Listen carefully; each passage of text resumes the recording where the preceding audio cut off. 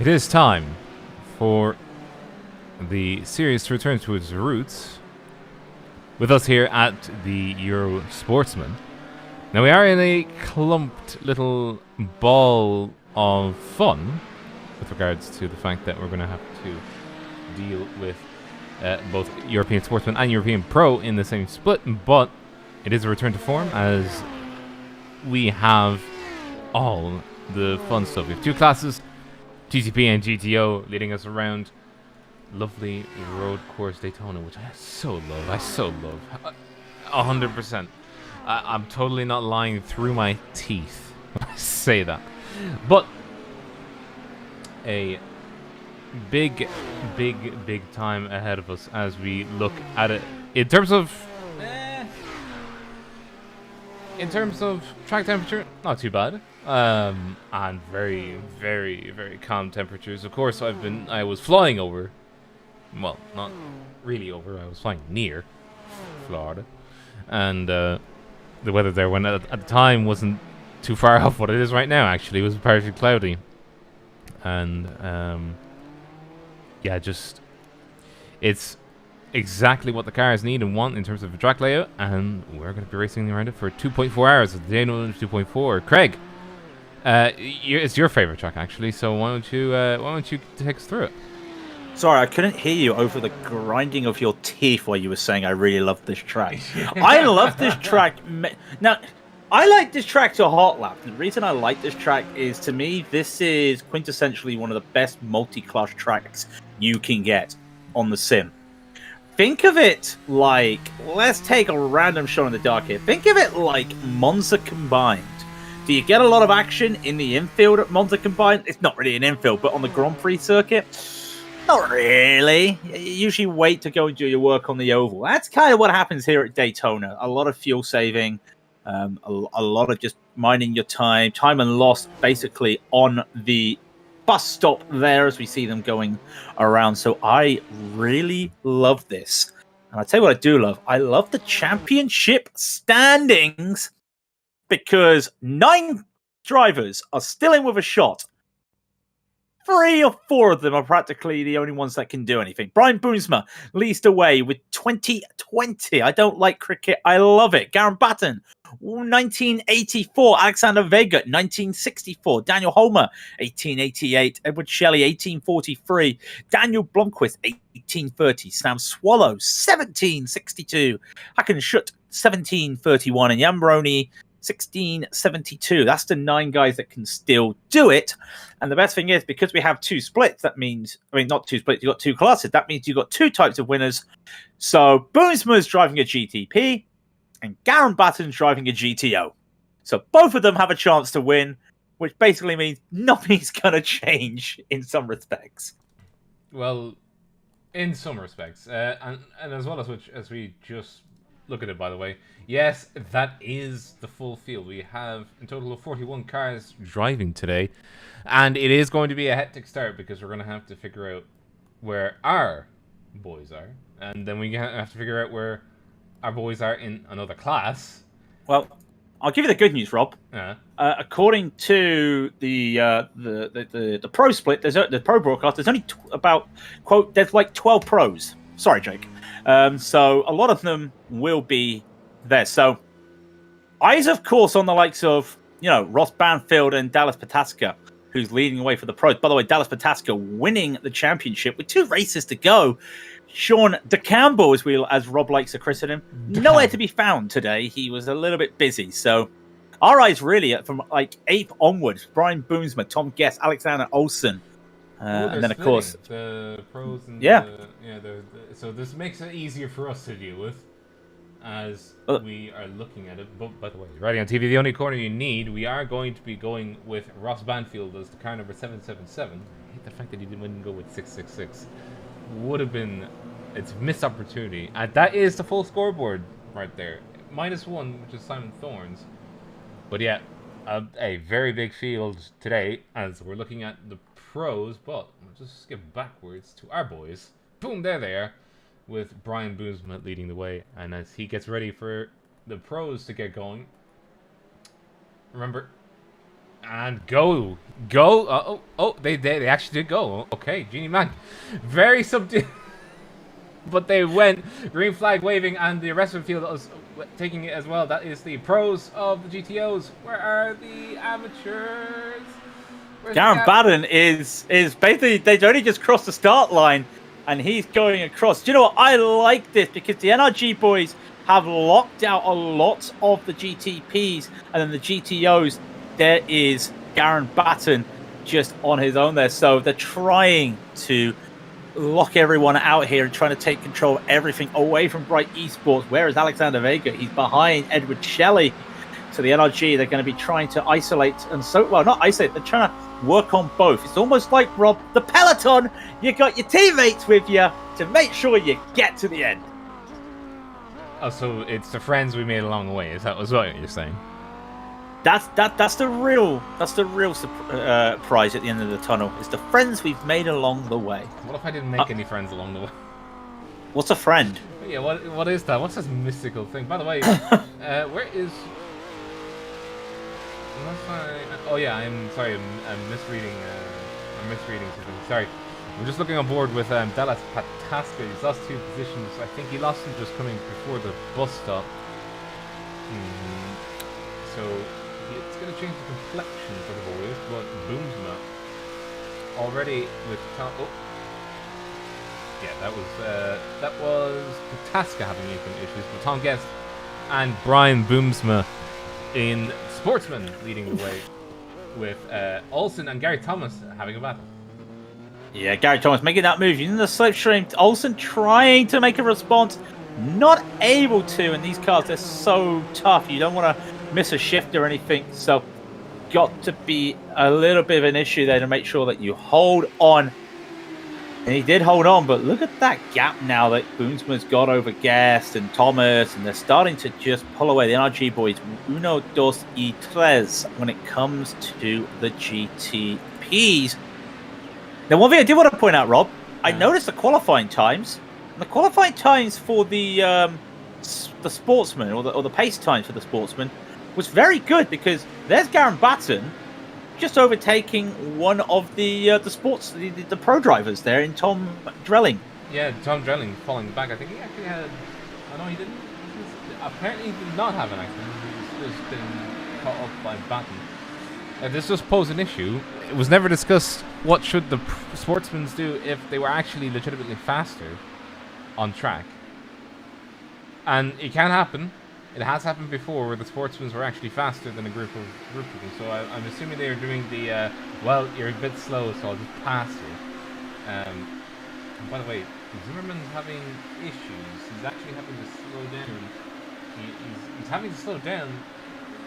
Well, I think he cut the course. Oh, and where is he?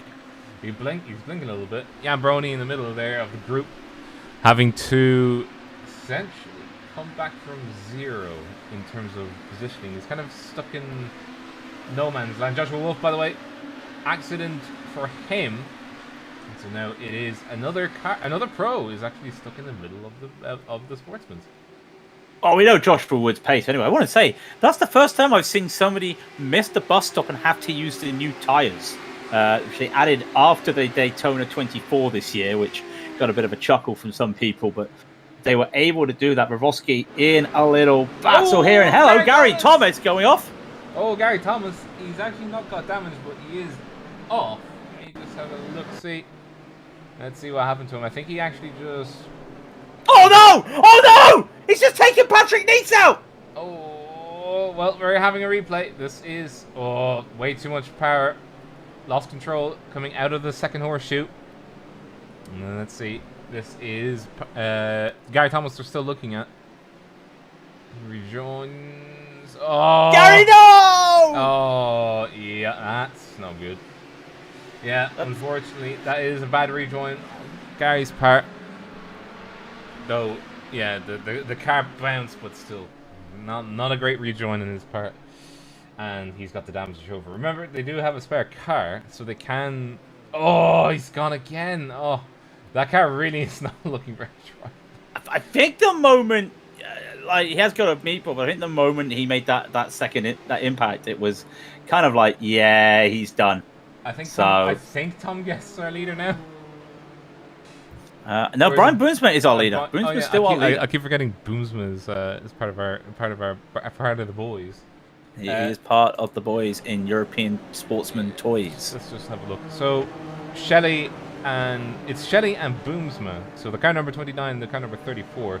I would show you the class leaders, but it's just the class leaders in general, So it's not gonna help when I'm trying to show who's who. But we'll use this code. By the way, with this downtime very quickly, the charity for the event is Forever Footprints. Forever Footprints is a charity based on helping families who have suffered pregnancy or infant loss for the best support, comfort, and resources that they can have. So, a really nice little charity there. Based in Orange, California.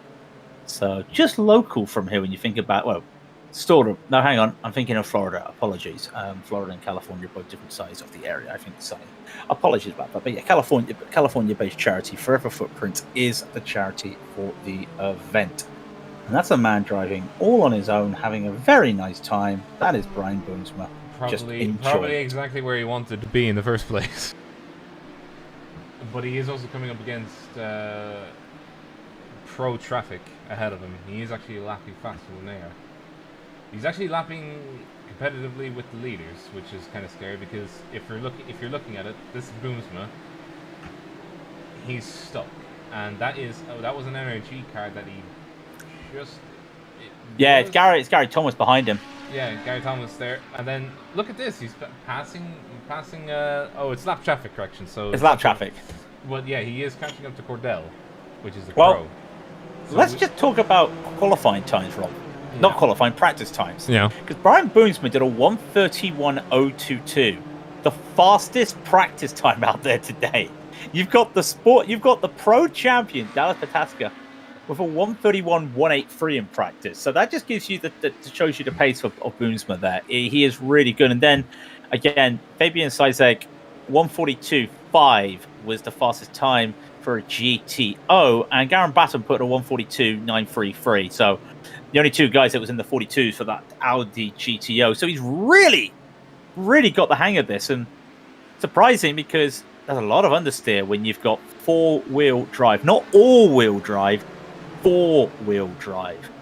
Oh man, the understeer. You've actually done a race with these cars around here. I mean, yes. You broadcasted a race around here. Yes, and oh dearie me, was it? Oh, well, I mean, let me put it to you this way: 99 times out of the 100, the Nissan would spin its wheels up and would kill itself in a horseshoe, and then it would kill everybody else around it that even dared look at it. But I mean, that's part of the course, really. The Audis actually had a better time of it, but that changes. Oh, by the way, Travis Henderson from the pros coming off. Oh dear, that's a bit of a shaky rejoin coming through the first horseshoe, having a mistake. So that puts room to. Well, he's still in lead for Sportsman, so it doesn't really matter. But it gets him further away from Tom Guest. He's now 4 seconds behind, having to go through some GTO traffic. Now, traffic, it is actually going to be a bit of a nightmare because, as we said, it's Sportsman and European, Sportsman and Pros, and that's kind of two separate things. Well, you're trying to treat them as two separate things, but. As of right now, it's basically just go race.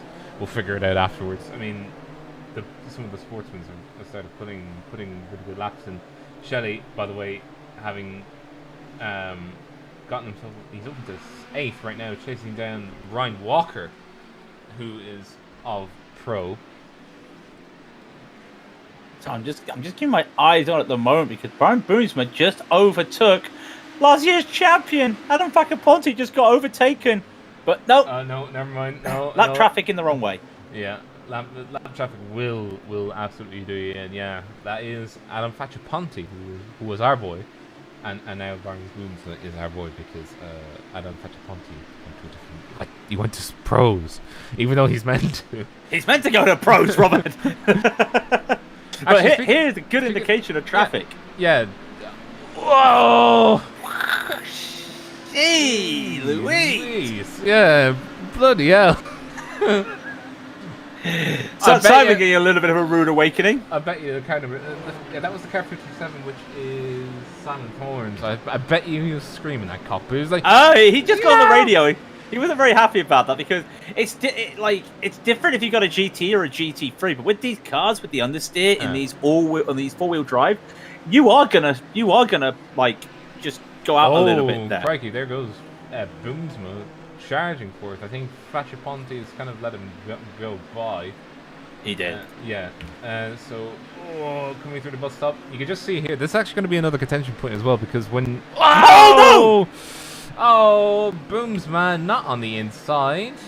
No. Yeah, that is not what you do there. No, Boomsman. You can go on the inside. Yeah, if you're a little bit off. Yeah, but I mean, like, not at that point. Not at that point. No, that was the Audi did nothing wrong there. The Audi literally held its line. That was Kenneth Reeder as well, who is also in this battle. When you look at it, bloody Kenneth Reeder really just does not get. He literally gets the opposite of bee's knees. Of luck. Yeah, the poor man's been involved in more accidents that were not his fault whatsoever. Look at this camera! Look at this! Yeah, lots of cars out there. That is Audis and then a sprinkle of prototypes. Remember, 14. Oh God. 14. I count 17 started. 14 still on the lead lap, and then you have 24 GTOs that are still running completely. So the still full field. So yeah, she's packed out there. But I mean, I wouldn't want to be any of these cars right now. I do want to actually be Shelley because he's just actually passed Walker, and I'm pretty sure it's now starting to turn into a race of who's actually going to be ahead. Is it going to be a pro or a sportsman? Because the sportsmen are actually moving forward, and they're not stopping. At least our poster boys are. Especially the NRG guys are pretty quick, given the circumstances. And then you can just look at the closing distance. You wouldn't think that would be fast. That's fast. Especially given the fact that the top speed isn't that relatively big. I mean, it's still not as fast as the closing speed would be for like a Dallara at top whack compared to like a GTE, but still pretty big closing speeds. And the Audi can still get off the corner essentially at the same speed as the GTP can because of the four-wheel drive system. Yeah. I really don't want to explain. Four-wheel drive everywhere. It's so good with four-wheel drive, but Daniel Holmer's had an issue apparently. Don't know where Daniel Holmer is, but just got on the microphone. Where is he? And, he is just a little bit of an issue there. Oh, did he have an oops? He had an oopsie, and he has a meatball flag. Really? His car doesn't look that bad. You get a meatball bag. He got a meatball. He's got a meatball flag for the front left. Really? It's not damaged. I don't know. If that steering goes, then he's a little bit screwed. He does have a lot of damage, but didn't see what happened.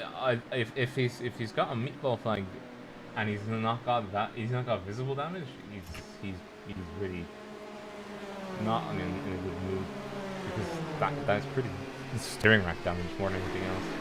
Oh, the steering wheel's not straight.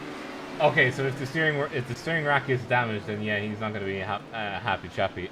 By the way, our boy Brian Boomsman still got damage to his front right, or to his entire right side, but he still is fast. He's actually the fastest, second fastest, correction. The first fastest is actually Tom Guest. And Alexander Olsen, but they are going to kind of cheating, but it is going to be like this from now on. Just a case of lots and lots of years. And here's a full screen of all that is present. The car that you do not see at the bottom of your screens is Brian Long's GTP, and he's actually making his way back through, but he won't be catching up for the rest of the field anytime soon. Daniel Homer's in a bit of to get that repair. He'll have to use the fast repair if he wants to actually make it back on the track for this at sometime this week. But yeah, Sportsman's doing a good job out there, trying not to die. More than anything. Well, let's not die. You know, that's one of those things. Yes. Let's not. Yeah, let's not do that. And by the way, if you ever wanted to see what feeding smalls like, yeah, you just sit in the cockpit with Edward Shelley. Look in front of him. Just look at the big mean machines that are. I can't hear you over the sound of this beautiful 5-cylinder. Yeah, it is the greatest. It is the greatest sound. I don't know. I mean, I do always like the Camel. I know one of my teammates was driving the Camel around Sebring, the GTP, sorry, and I was just watching on his screen on Discord, and all of a sudden, like, he's talking to me, and I'm like, I'm sorry, I'm not listening to you. I'm just engulfed in this fantastic sound. Yeah. Just the old sounds of the GTP. The inline 5. Well, that's the GTO, but yeah, the GTP, the sound of the GTP. Whoa. Give it to me more. It's a beautiful sound. I would like to point out, by the way, that I think we're just looking on board with Shelley, by the way. This is Edward Shelley, we're on board with kind of a 34. All those cars ahead of him are for position. You do not need to adjust your spectacles, you do not need to adjust your screens. If we go back and take you through with Shelley on the left, he's in the blue. Yeah, those are all for position ahead of him. The only car that isn't is, Scheisseg is I think he's 4 seconds ahead of everybody else, and he's literally at the bus stop right now. But yeah, Shelley is definitely in a very odd place. I don't think he. Just caught the end of that. I'm just gonna use Trevor here as a hallmark. We're actually just gonna give you a replay. I think if I can get it. Yeah, that GTP definitely did give some brown pants moments. As you can just see here, we're just looking on board with Trevor as he was looking backwards, and yeah, side by side with Ryan. They're still side by side going into turn 1 right now. And I think Trevor might get this. He's going to have to go around the outside if he wants this move. It's going to be beautiful if he does. Understeer not working for him. He will have to lose it. So the number 10 of Trevor Pavlovsky. Come on, Shelley. And then, yeah, Shelley's now like, hello, 1 second. Well, he has to keep going, because if he does the waiting game, he's not going to be able to actually get away from everybody that's around. But does he want to get involved? Would you want to get involved? Do you have a choice? If they crash or one of them goes off or one of them had the mistake, you go past them. But if you're Edward Shelley, you're not losing time at the moment to Ryan Walker, because look at it, you're almost a second faster than him. Yeah, so that in and of itself isn't the point. Here you go. There's a slow car, and Stephen McCaffrey goes wide, and I think he just had a he had a moment going through the bus stop. But my point is that Shelley probably. If you tell a driver to slow down, unless he's actually doing it in an organic way, if you tell him to slow down, he's going to have an accident, right? Shelley is running. He's the second fastest driver behind Fabian, who's leading the race in GTOs. Correction. I would honestly just say, keep banging in laps. Keep going. If something happens, something happens. But he would have the numbers to back himself up and say, hey, look, I'm genuinely faster than most of these guys ahead of me, so I should go. Try not to race him if possible, but it's better than waiting around and being like, oh, let's just sit behind these guys, and I've been overtaken by somebody in my group.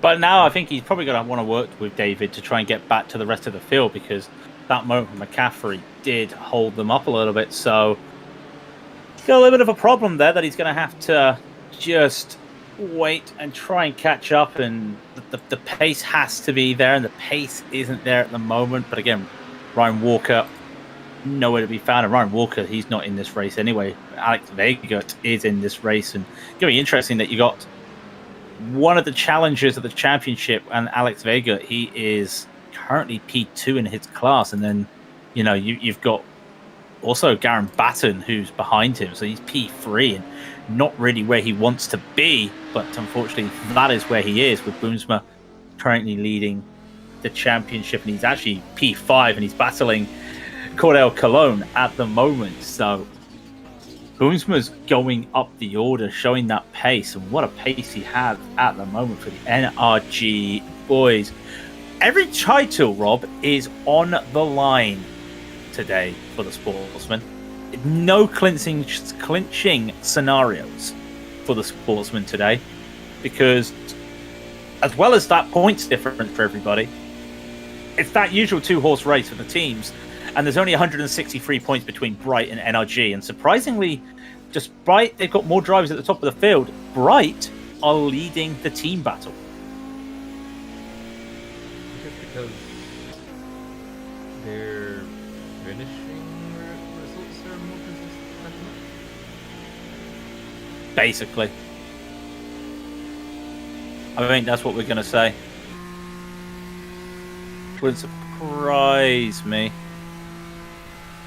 I mean, it depends. Now, it might be that I think Bright have had a few rounds where they've been very good, and then I mean, it's back and forth. Very cool. Can't hear you. Lovely engine. Yeah, you just like sitting with the GTP, don't you? It's on board with Brian Boomsman, by the way. Only 5 gears on this car, and yeah, with even with the all the downforce in the world, still or with all the power in the world, which is the downforce package, can only really get up to about 318, 319. Just all of the setup. It's all of the setup. Oh, he's gone wide. He's gone wide. Very wide. Well, I mean, covers it. No, you can. It depends. GTP might like the wide line. Depends on how you set up the car. It might like a wide in tied out, or the double apex. But I mean, I would probably do the wide line in tied out, because you don't want the steering wheel to be turned when you start putting the power down. I want the steering wheel to be straight as possible when you're putting the power. If you're going for what you would call point A to point B driving, where you would try and keep your car as straight as possible, so that you're minimizing drag and that you're maximizing acceleration time. I mean, that's the way I would do it, but I'm also not driving these cars anymore, so I wouldn't be able to tell you up, down, left, or right.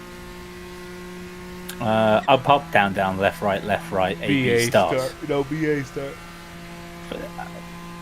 Wasn't A, B start the one on Sonic? I think so. Oh, Garen Batten just overtook Joshua Wolf. Hello. Well, Vegas. That's a nice little move. Vegas ahead of him. You kind of has to. Yeah, but he has to get ahead. Yeah. Hold up. It's coming into the first horseshoe that just happened. Just on the inside. Car number 12 having to go wide. Joshua Wolf having to go wide to let him by. Yeah, kind of forced to go wide. Just because the car was there. Just put his car there where it shouldn't belong. And Batten and Vegas now in a little battle themselves. And it's Bright versus NRG. And Batten trying to make the run here. They've got the GTPs going up behind them. So I think he's just going to wait. And hopefully a little slide at the... Yep, beautiful. Remember when there used to be sausages here? Oh, and the curb just got ate up, yeah. That's it, yeah. Now, Josh, you're not in a battle here. This is the battle for the race. This is the battle for a very important battle here. He won't have slipstream anyway, so he'd be... Oh no, he's still going. He's still going. He has had a little bit of damage on the side there, has Wolf. It's one to keep our eyes on as they break in. Josh is going to have to try and go around the outside if he wants to disrupt the apple cart here. That's a very good move. Can he hold it off? They're still side by side. That's a really nice racing by the two of them. And unfortunately, Baton is the one that's worse off. And Adam State almost goes into the back. Dallas Pataska comes around. And unfortunately for Garen Baton, he needed to get there. But he just had almost the same downforce as Vega there. And also the same launch. So was unable to do anything. And Josh Wolf, with a move around the outside of turn 1, get that man a gold start. Because that's a very impressive move. You kind of have to make impressive moves to get past people because it's not too difficult to defend either because you know truck you just as long as you just keep the inside line, you're essentially good to go. But I mean that also does take into fact into consideration that there are right turns and left turns. Your mileage may vary. So we're at Daytona and there's left turns and right turns. I know. It blew my mind. Oh, hello! Someone's gone off. That's Wolf. Sorry, Wolf Vegas. Sorry, taking a Joker lap. So, and then behind you've got Patrick Neese and Brian Long lapped GTs. Let's just see what happens here. Did he miss it? Carl said no. Yeah, couldn't get it turned. Car just decided to. Well, I mean, you would have had to take on a slowdown. He cut the track pretty big way, actually. And also, Vega. Tom Guest comes right beside Baton. Vega gets past Wolf.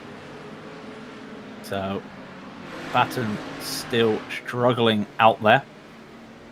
And oh god, we're all going 3 wide, Rob. We're going 3 wide. Oh, and this is almost close. Vega makes that move. Very important move yet again.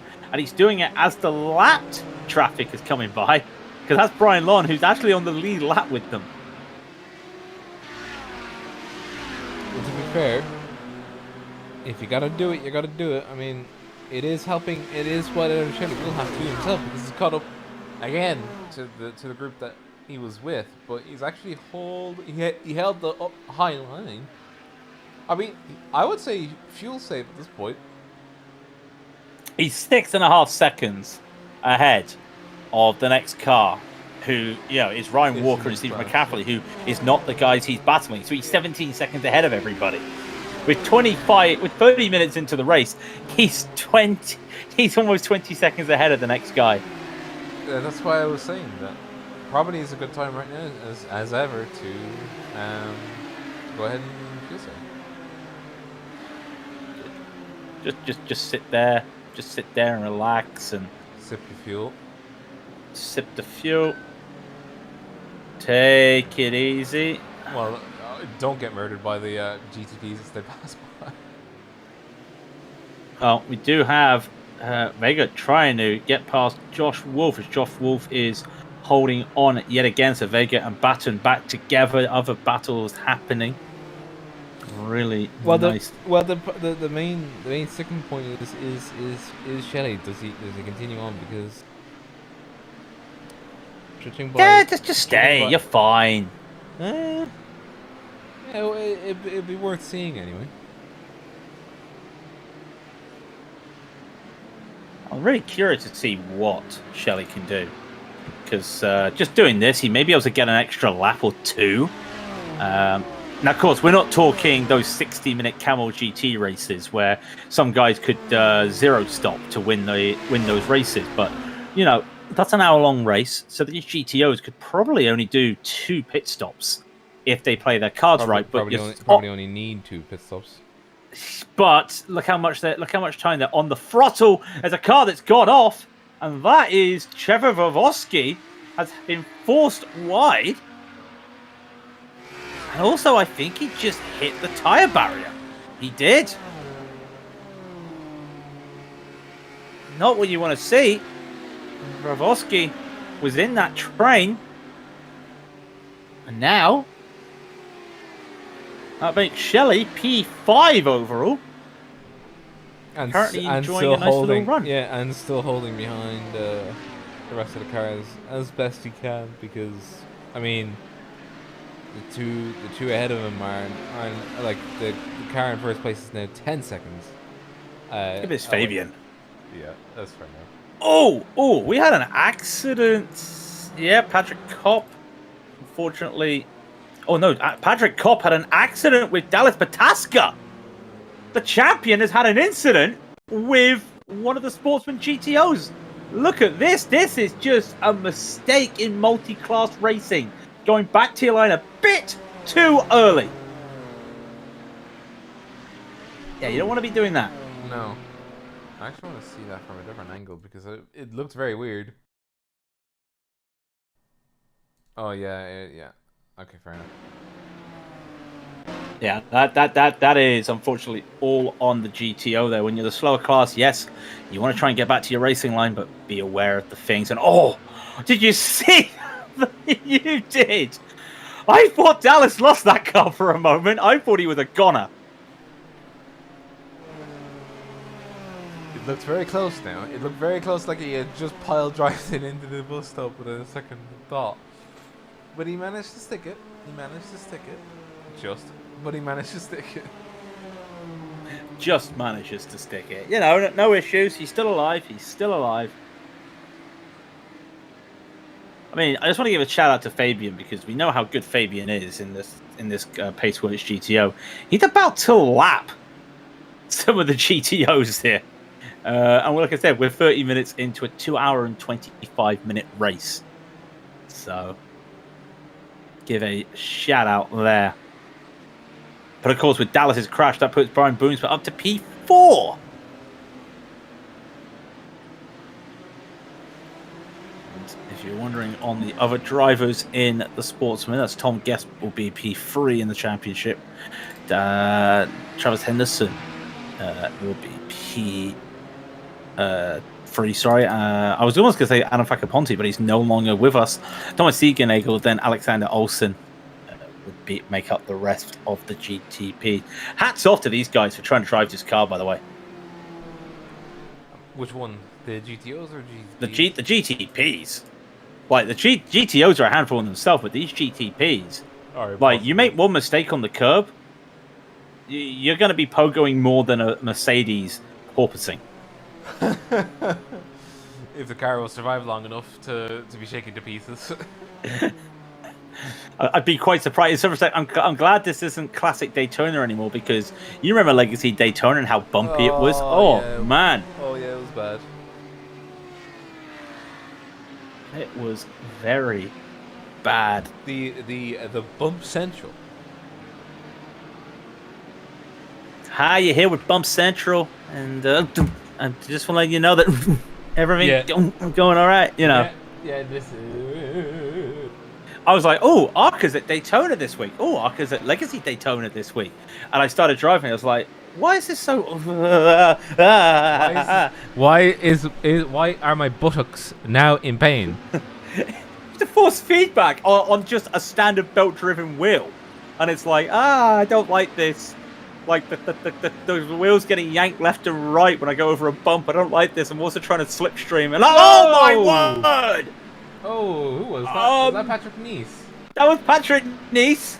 Oh, I think he missed his brake, and the only thing that he thought of doing was trying to avoid. Okay, can we get a cockpit of that? Because that is. I think he tried his best to avoid it, but knew that something was going to give. And everything is fine. Oh no! And the wall is there to greet him. Yeah. He almost went behind the barrier. That's the worst place you want to go. Well, I think he's stuck there now. Yeah, that's stuck territory. How did he get it out of stuck territory? I'm sorry. Wait, what? Oh. Is he out? Yeah, he's out, but his steering wheel is bent to the right. The steering wheel is bent to the right slightly. I should think so, hitting the wall. That's the metal wall he hit before he hit the tires. That's not the biggest problem. The biggest problem is that look at how much damage he's got. He'll buff out. Okay, that'll definitely buff out. The man, it looks like a crinkled cut chip. That is folded like a pretzel. Yes. Oh man, hang on. He's got steering damage. He's going to try and do the bus stop. Last time I had steering damage when it came to that, you can't do it. I had steering damage once in a Daytona 2.4, and I got it after turn 1, and I basically just said to my team, yeah, "I'm not taking the bus stop. I'm just going to skip the bus stop." Yeah, it's a safer option, if I'm being honest. Can't do it now though because of all the stuff. Yeah, but it's to stop people from just yeeting it through it. Oh, yeah. So, It exists. very weird. Sorry, I was just listening to Travis Henderson there. He had a moment, and he just got on the radio. Sorry if you had any trouble there, Adam. The light change completely beeped me over. Wait, what? What light change? Well, of course, it went to nightlight, didn't it? The time of day basically went to nightlife, and of course, this is what I'm gonna love because these GTOs don't have any headlights. Oh, crikey.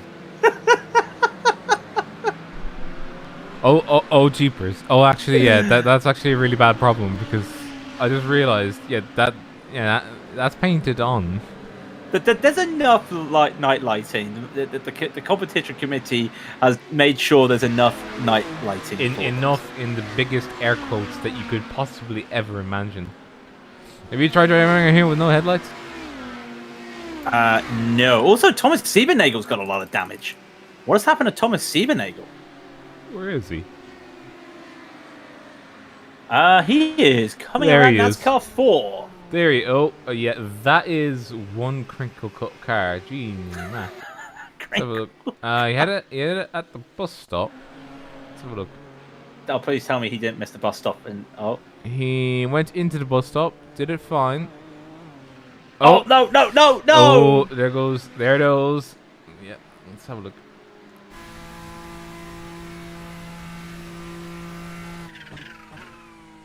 In, hits the bump, gets on the throttle. Back's already spinning when he hits the bump. Yeah. Told you. That is one dead front end. There you go. Come on, you can find the gear. There you go. You found the gear. And yeah. That is one crinkled, crunched steering. Yeah. And one's very crunched front end. What front end? It's gone. He has no front end. No front end does he. His front end is gone. So, first real pit stop in Adam's state to take a pit stop there. Which gives us a nice idea.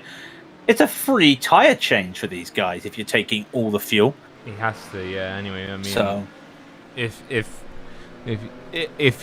you're the person that takes full fuel and then doesn't take the tires, and when it's free, it's like, come on. But if you do a splash and dash, there's no point taking tires. Yes, only then. Yes, but yeah, while you have to do full fuel dumps, it's better to do the tire change.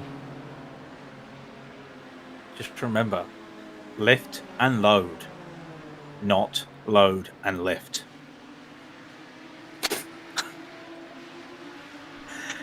I don't get it.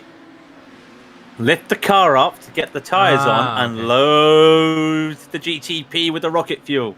Okay. Sorry, I was doing an Ultimate Warrior there for a moment. I don't know if you ever known that the Ultimate Warrior load the spaceship with the rocket fuel. No. You know the Ultimate Warrior, right? The deranged maniac pro wrestler. He would basically just do it. He would basically just snort and hurl and just say random stuff. And he was just like one day, oh, the spaceship with the rocket fuel, take the parts alone. You know, just like that. It was really weird. Like, hey, here comes one of the most important things you're ever going to say on camera. Oh no, the 29's gone. That is. And that's Boomsma.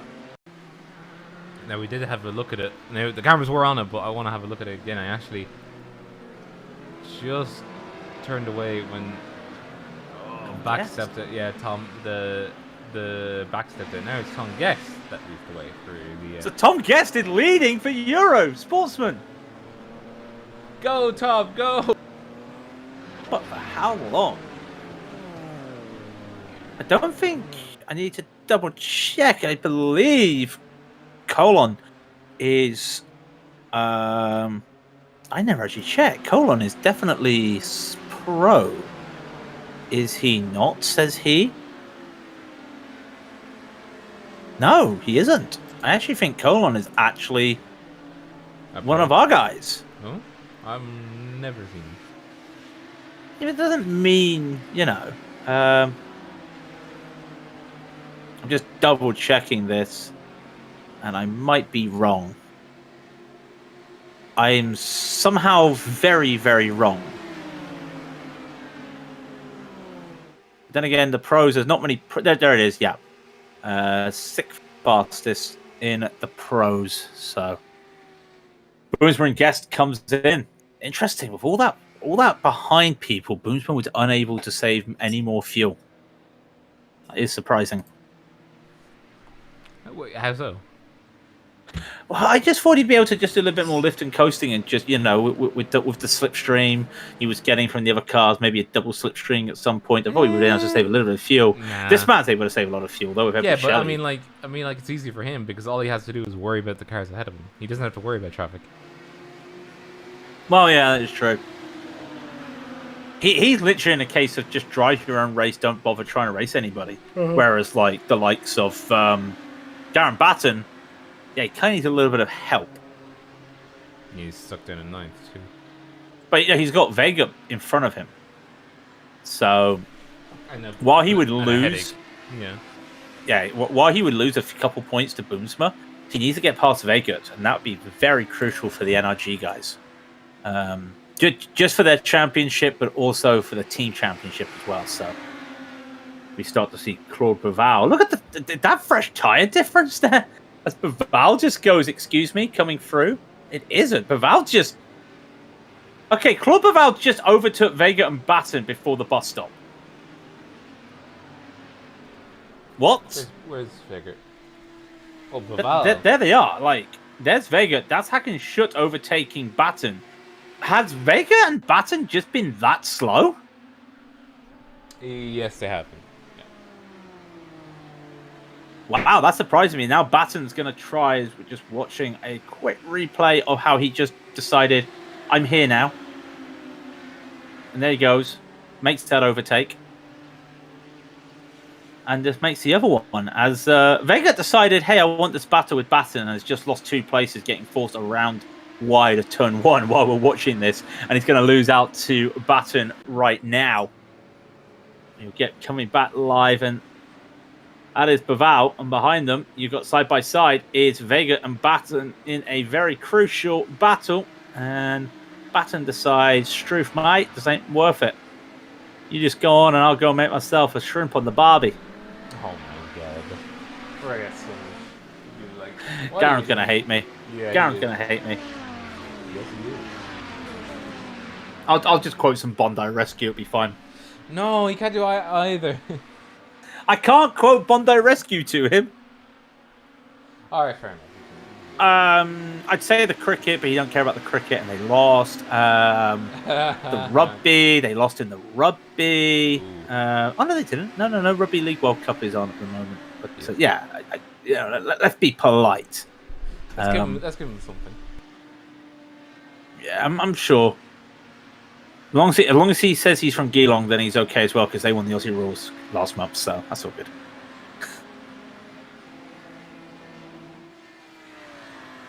Can you believe we've only had 40 minutes? And already there's 40 minutes of action-packed racing!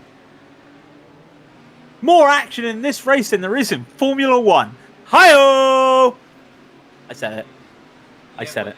It's also 2 classes. So. I mean, Cota's going to be a very good race today, surely. When is it on? I think literally as this race ends, it's 8 o'clock London time. Oh, that is going to be quite soon. We're literally just going to be like, no, we are going to do interviews, but we're just literally going to be like, nope, sorry, lights out and away we go. See you later, guys. I mean, We'll see. I'm only joking. I was going to make a joke and just be like, yeah, sports. Yeah. The pros are doing the same broadcast. Just go to them. But no, we're yeah, just go to them. You know. But no, we're not going to degrade ourselves like that. Well, that is Claude Boval going very slow. Has he had? Oh, he had a mistake. I think he missed a gear and got punished for it. And it's not the easy, and it's not the hardest thing to do. These cars can actually miss the gears pretty easily. Well, I mean, somebody gave me a really nice meme of how to get it.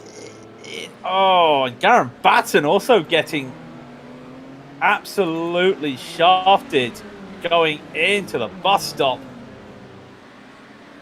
But very crazy. It's tough. This is such a tough what is the word? It's such a tough broadcast. It's such a tough race. What am I saying broadcast for? I'm trying to multitask. It's such tough when you're doing multi-class racing around here. Wait, how so? Because of what happened there, you've got to make sure that you make the moves and not go for any lunges around here. It is not a lunging track, as we see. You know, Ross Banfield just going past Garen Batten. So, I did. So yeah, that's just the way it is. That's just the way it is. Apparently, somebody can't send messages on our broadcast, which is very surprising. Subscribe. Of course, yeah. It is a subscribe-only chat, isn't it? Yeah, you gotta subscribe. You haven't subscribed. There.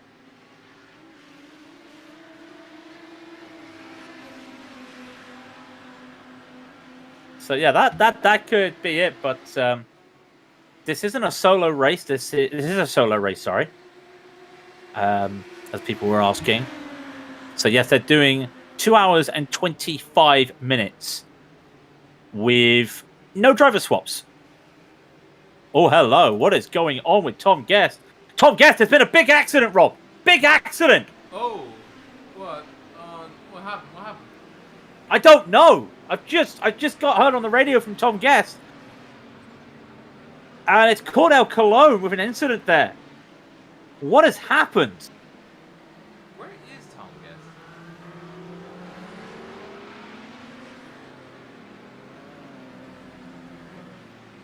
So, not sure what happened here. I don't know if we're going to...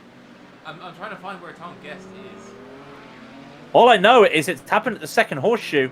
Something about a lapped car, not realizing a lapped car. I think Cologne went into the back of Guest, not realizing that he was slowing down because of a lapped car. I don't see it. I'm just getting it from the radio. What would be helpful is I could actually also cheat and just look at the other broadcast. Yes. Jeez.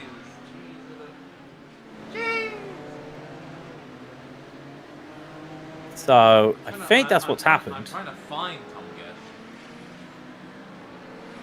Where is he? So I'm just having we go back to the future here.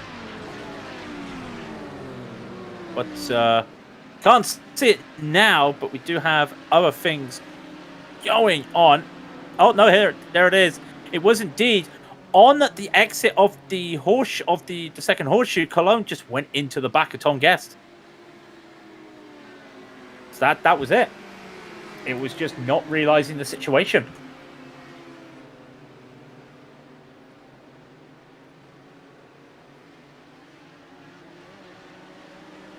So we're 50 minutes into the race, and Cologne's had a little spin.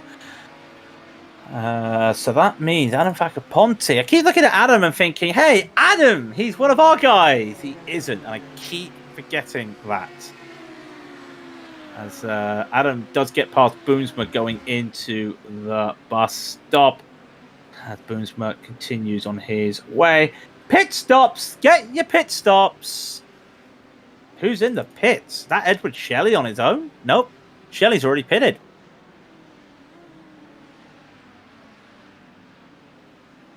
Fabian's just come out of the pits as well. It's Fabian Seiseg.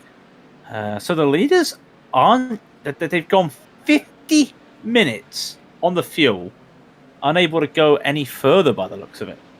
As we see Vavau just doing his thing in the pits. He sits, and he sits, and he takes a very big drink. And drinks it all. It's also a good way of seeing. He drinks it all, and somebody's like, whoa, whoa, whoa, whoa, save some for the rest of us. Yeah, where's the rest of it? Oh, there it is. There it is. That's what we're showing. What are you showing? Well, there's been a lot of pit stops going on. Yeah, he's currently in the lead by sheer pit stops. Yeah. By everybody else in front of him pitting. So, go on, Edward. You're on your own. Good luck. I just want to let you know, good luck. We're all counting on you. Don't mess it up! It would have been absolutely hilarious if you just said that out loud and then there was an accident. I mean, it's my luck, so there you go. Yeah, I mean, that's you saying that. Yeah, but Edward Shelley doing a great job out there at the moment. So,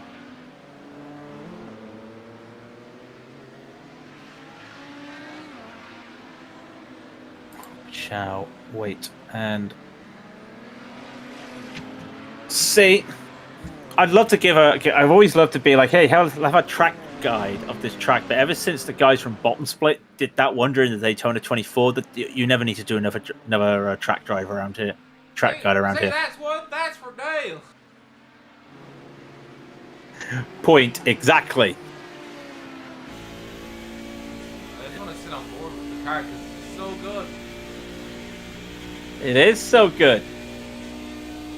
Now you see that free? Every time I see a cockpit, that's all I think about. Goes in. Look at the speed he carries, though, which is really impressive. How much speed you can carry around here. Edward Shelley is actually pitting, by the way. He just went on the radio that he's pitting, so it'll be very handy for him.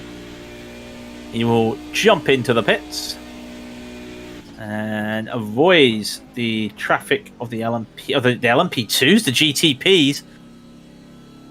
Yeah, I was there thinking to myself, what do you mean? Yeah, LMP2s. These are not LMP2s. No, but we get GTP back next year in real life, Imza. Yeah, but it's not the same. Yeah, but you know, a little bit of history. We get a NASCAR Cup car going around Le Mans next year. I wonder what category they'll call that. I mean, it'll have its own category, but the NAS one sounds like some weird like prototype, like rocket or something.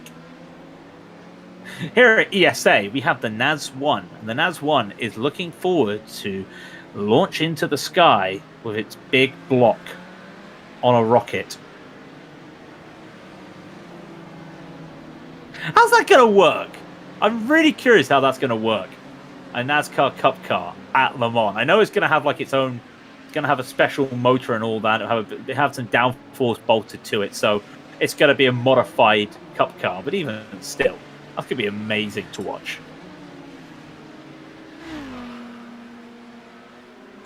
And you know how you watch the backup. I mean, if all things go to plan, I will be at Le Mans next year. So I intend to be there. The last time I watched it, that was playing like every 5 seconds.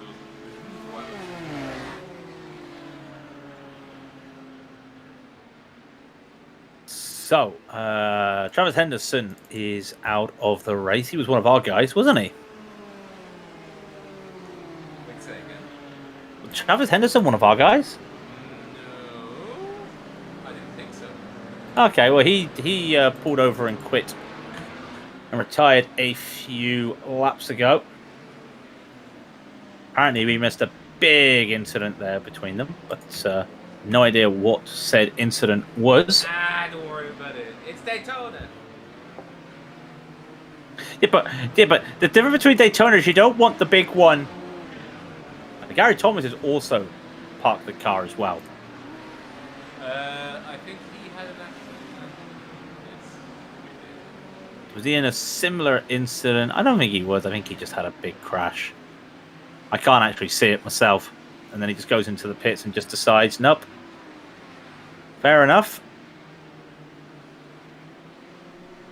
Edward's trying to go away in third place. He's driven the shuffle. And he's come out closer to the top-ish. But I mean, in a sea of blue and red, yeah, he's doing pretty well for himself in Sportsman. Oh, Ryan didn't take tyres. Oh. Well, I'm guessing that because either my pit indicators are wrong, but Ryan spent 20 seconds less in the pits than Edward. Mine are the same way.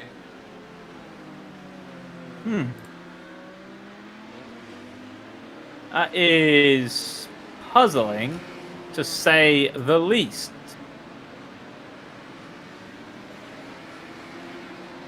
But anything happened to Daniel Homer as he gets on the radio? He's just the usual traffic hoo-ha-ha. I wouldn't like to go around here in a slower class anymore. I've done that. I've done that twice. That's enough for me. Put me in the fast car, boss. I'll drive around in the fast car. Nothing else for me. Yeah, but they're both fast. Which one do you want? The fastest class, okay? Oh, the fastest class. In all fairness, when you look at it, like there's only 10-second difference between both cars. Yeah, okay, it's mainly just due to the straights, but that just says a lot right here. Boomsma versus Facaponte. We haven't heard that for a while.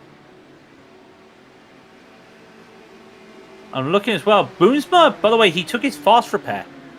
Did notice that. He took his fast repair when he came into the pits because he's got a very nice, clean side to that car now. So he's looking very nice as he starts to hit. How fast are these guys going? Slipstream down here, 300 kilometers an hour now. That's it? 300 kilometers? That does sound a lot. Yeah, you have to remember as well. It's not an LP2. Like it's like 330. Okay, so Boomsma's running more wing. Boomsma's running more wing to Facaponte. Yeah, I would imagine so because the infield is still very important for the GTPs. That is true. Facaponte was almost 10 kilometers faster on the straight. And remember, Boomsma had slipstream. So, very interesting to see who else does a similar situation around here. So,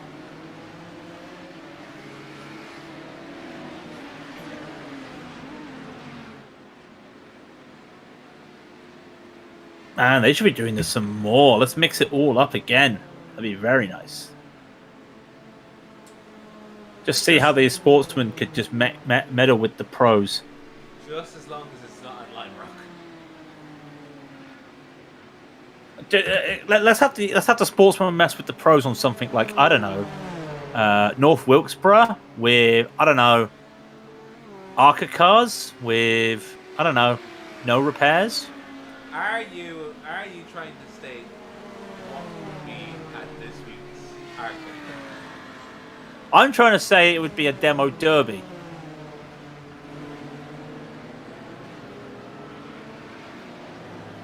Because we do know demo derby last year was amazing. Yeah, I guess it was. It got into the not top 10 for the amount of crashes that we had. You're welcome. Thank you.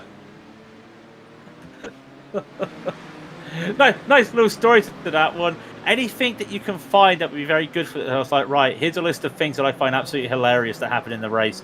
He basically took 3 of them. And the comments were fantastic. It's The YouTube comments were just brilliant. Why are they wrecking to each other? Why are they having too much fun? Those commentators look like they're not doing it. Are laughing too much.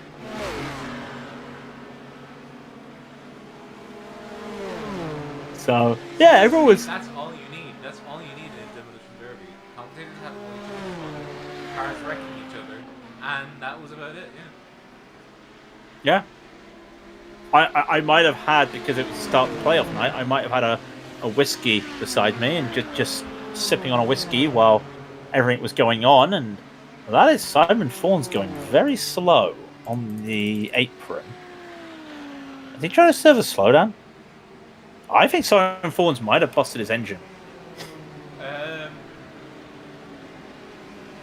you go on board, see if his engine is purring. He goes on purring. Oh, he lost his engine going into the bus stop. Oh, that's a shame. He started braking for the bus stop, went to shift down, and I think he may have money shift when shifting gears because, yeah. Money shot. Yep, that was a thing that happened, and unfortunately Simon Fawns blew his engine. His engine went kablamo. That's not what we want in this world. Also, can anyone stop Fabian?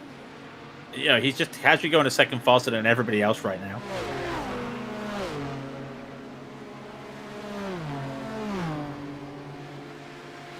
As you do.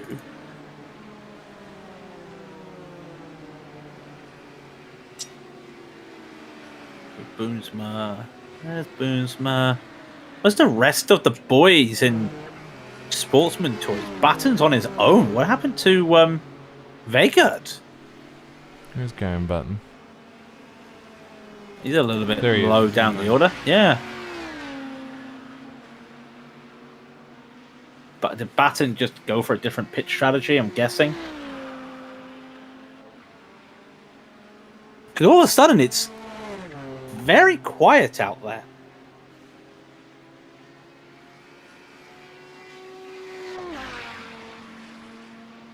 I don't think... Well, I mean, unless your name's Adam State and Dallas Pataska, it's very quiet out there.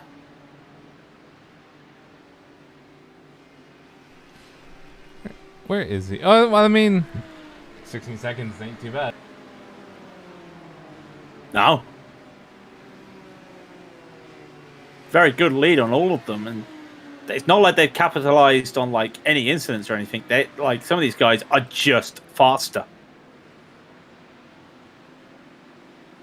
And these aren't the easiest cars of cars to get to know. Yes, you've got a clutch, and the last car that they had to clutch would have been the supercars, wouldn't it? They would have had to have done some clutching for the Lotus 79/historic Indy cars. But apart from that, I can't think of anything where they would have had to put this type of skill set. So A certain set of skills. yeah, you may not know me. But I have a certain set. You may not know who I am. But I do have a particular set of skills. Skills off a part of a very long time. And skills. Skills like knowing how to heel toe and controlling the back of a car with no wing. Controlling the arse. Controlling the rear of a car that has too much junk in the trunk. Too much junk in the trunk. Otherwise known as a Porsche. See what I did there? Yes. Are these the same Audis that dominated the rally scene, aren't they?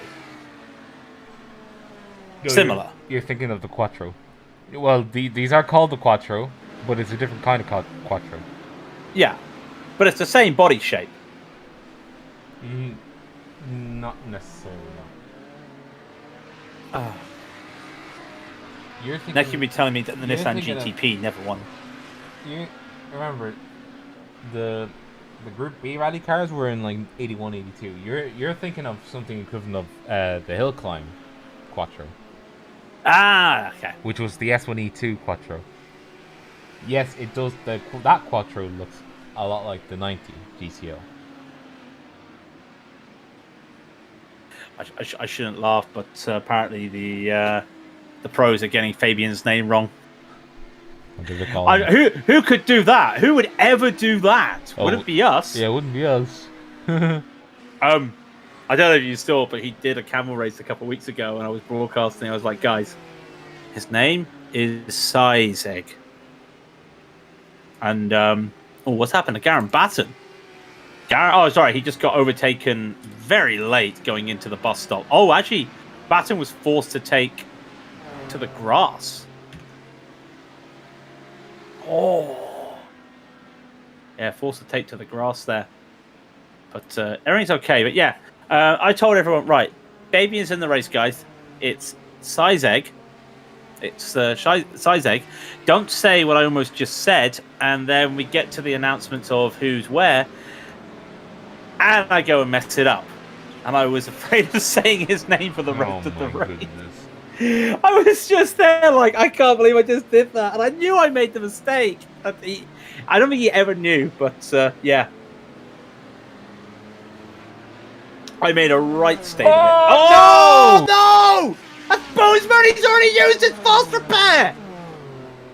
And that was Tom Guest also going for a swim with him.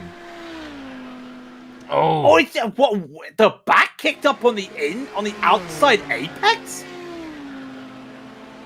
Oh! What?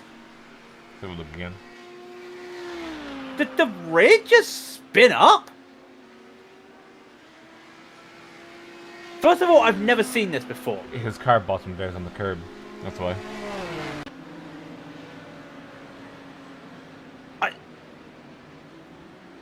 I've never seen that before. It usually doesn't happen, but it happens it can sometimes happen if you have a really low setup and you go too far left on the entry. Yeah, we had that as well. And I do like that the GSRC, the Pro broadcast, actually went to a commercial break, and then that happened. But that's big for the championship, Rob, because he doesn't have a fast repair anymore. Oh, he's fixed. Oh, must have had a fast repair. I think he did, yeah. Okay. Okay. But that's an early pit stop. Would that be a splash and dash? I'm guessing that would be his splash and dash.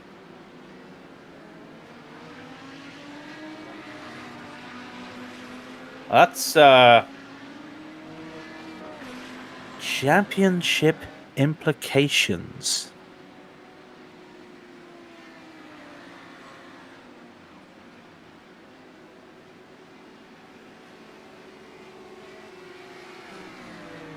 As the turbo goes room and goes. Kenneth Reeder has retired from the race.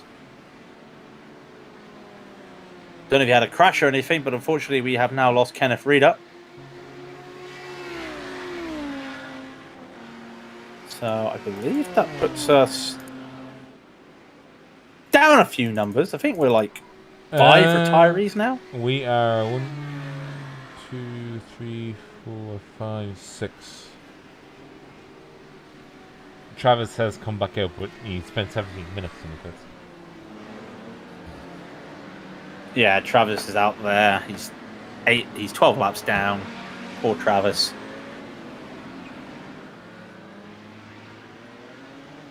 Poor Travis. Let's see, what kind of damage does he have? He's actually looking pretty clean as a car. Poor Simon. I think he's actually still stuck in the pits repairing his car. I think they got some of that bendy, like, not bendy carbon fiber, blendy plexiglass. There you go. Blendy carbon fiber. Ah, yes. Let me just stick it in the blender. Yeah. Will it blend? That is the question. question. The most cursed stuff you could ever imagine. Remember, it was like, yeah, I'm gonna see if I can put this rake in. You know, with the rake with the pole itself. Like, oh, you're blending a wooden pole in a industrial blender. Yeah, because that's really gonna work. Oh my god, it worked. Oh my god, this is witchcraft. It was like, hey, oh my god, he's blending an iPhone. Wow. Next iPhone comes out. Hey, he's blending another iPhone. Next one comes out. He makes a joke about how he accidentally blended his new one instead of his old one. And then I think he did one more where he literally just showed him going on opening day to buy an iPhone and then shredding it. Like, nah. Wait, what's this about shredding an iPhone? The Will It Blend guy. Oh, he did shred an iPhone. He shredded like 5 iPhones. Yeah. It's all in the name of science, isn't it? I must admit, like, those old iPhones, they were just basically iPod shells, weren't they? So yeah. they didn't look that fancy when you cut them up and everything. But golly,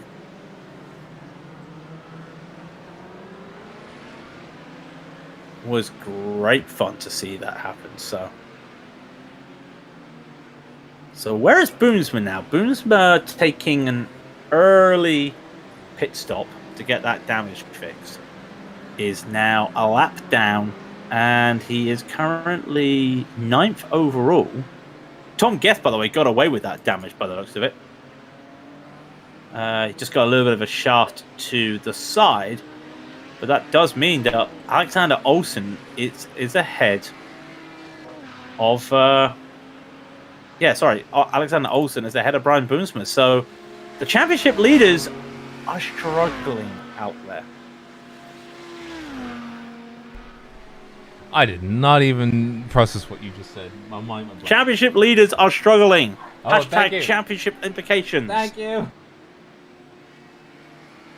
Rob's a little jet lagged and a little bit tired. I'm all of those things. I want to go home. I want to eat a biscuit. That is Stephen McCaffrey. I think he has also blown his engine. Nope, no, he's gone back on. I think he missed a shift.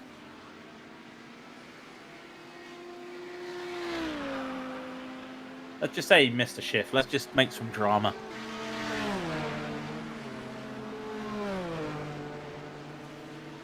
You're seeing Josh Wolf and Claude Verval. Josh in that very attractive N-Vision colours, the Swedish flag colours. A little bit of spec map there as Tom Guest comes. Flashing his lights. Flashing his lights. I would not like to be a GTO right about now, because that's all I can... Well, I mean, it's not too bad, but when you get to certain sections of the track, it is pretty bad. All right. Let's just see exactly how like. Okay, yeah. It's still drivable. But there's not a lot of lighting around here. You start to see dark patches here. It's still dark. You're still in the darkness. Here's a light. Yeah, that's not exactly gonna give me a lot of hope in an hour when it's probably gonna have no more sunlight. You know, in fact, hang on one second. See if I can just do this. Hey Siri, what is sunset in Daytona? Nope, that didn't work. Time and date. Sunrise and sunset times at Daytona Beach. Okay. Because it is... Oh, no, it's actually the 23rd of January, so I can't really tell you. Because it would be like... literally in 20 minutes right now, so... Yeah, I don't think it's going to be like that. Unless, you know, we're close. So, who knows? See, all you need in life is love. But what you need is also GTPs and GTOs. I love this. It's like a certain charity race was looking at driving these cars for 23 hours, to which somebody went, "Nah, I don't trust you guys." I mean, the idea of driving a GTP for 23 hours. Oh. Yes. Hook that to my veins. I don't even have an 8-shifter, but I'd buy one just for the race. You would An just, 8-shifter? you need H-pattern shifter. Yeah, it's an H pattern switch. Yeah. I would. I'd also get myself a brand new round wheel, but unfortunately my wheel's a little bit not working very well. What's a square? No, I got a round wheel, but unfortunately, like, for some reason, the electrics inside aren't very good. And I found as I pressed the button once, it was doing things to my black box when the button was meant to be literally my push-to-talk button. Ah. Yeah. That sounds bad. Yeah, I bought it secondhand. You know what I mean? So,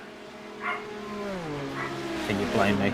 I mean, if it was secondhand, yeah. I mean, what can you do? To be honest, Get a new one. Save some money. Get a new one. true, but in this climate, I'd wait. I have actually been looking on like the market, like I know like this. It was really good for second hand, but I've been looking like Facebook Marketplace. Maybe I should look for second hand stuff again. Just get the small DD from Fanatec. I do have a DD from Fanatec. Then what's your problem? I don't get it. I got a Formula rim, but I don't have a round rim because that round rim is a little bit iffy on the buttons. Oh, so I need. So you just need a new wheel. Yeah. Oh, okay. Just, I don't know. Just get one though. But by the way, you say buy a new wheel as Michael Hogg's just gone off there, just to the side of us. You say buy a new wheel. Have you seen the brand new Thrustmasters while we're being parity with Fanatec? You seen the new Thrustmaster? The T128? A wheel for less than £200? €200? Yeah, but I mean, like, Fanatec is infinitely more upgradable. At least I think so. Yeah, you've got that. Like, where do you go? It's either Fanatec or Moser. The new Logitech wheel is going to have is going to be able to swap out your rims, but they're only got a round rim at the moment. So what? You go Moser or you go Fanatec, unless you want to like completely like throw all your money at things and buy something like a VRS or a Simicube.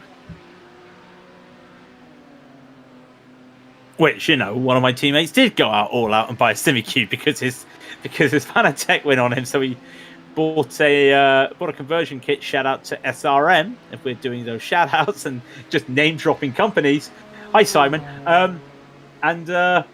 Yeah, just converted his wheels. The guys who've got SRM on their car now is going to send that to Simon, and Simon's just going to laugh. Why do I have to know one of the top independent mod makers for sim racing? You just do? Get a guy who knows a guy who knows a guy? No, I know him. I played table tennis against him. We've been through this. Oh, okay. Well, yeah, but I mean, like you know a guy. So I know a guy. yeah, you know a guy, and he knows a guy. and they all know a guy. Oh, I know loads of guys and girls. A bunch of crazy little guys and girls. Yeah, that's the fruity or I hear is girls curly hair. It's girls with curly hair. Are you trying to be West Country there for a moment, my lover? Yes, bit West Country. A bit West Country, bit ooh-ah, a bit cider. Why? I'm not saying drink. I'm just saying drink moderately.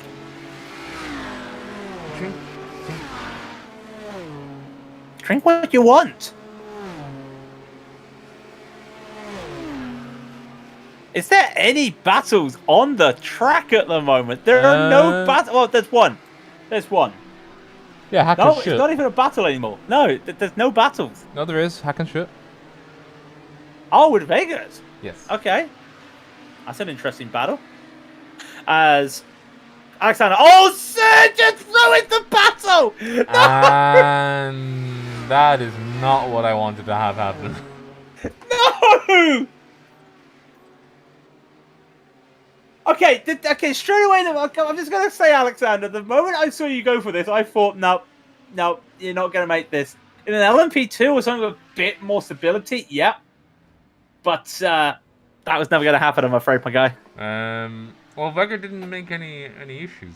It was 292. Who was the Yeah, Alexander Olsen. Yeah, Look at this. Alexander Olsen, he went for it. Yeah, if you're in a different car category, you could split the two cars there and make that move work. But the car was upset trying to turn in there, and it just went no on him. So there is a poor little Audi. Oh, poor little Audi. Oh, poor little Audi. I just realised the steering wheel's got a button on it. I never realised that. Not that you can see it now because there's no lighting on the infield, but that Audi does have a button on the wheel. I never noticed that. Well, you're only noticing a lot of them do. What, just a single button on an old school rim like that? I never noticed it. Yeah, how are you going to communicate and start an engine?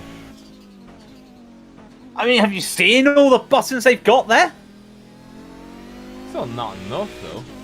You've got the panel to the Death Star in front of you. Yeah, but things to the thumb. Things that need to be to the thumb. You know? That's not to the thumb either.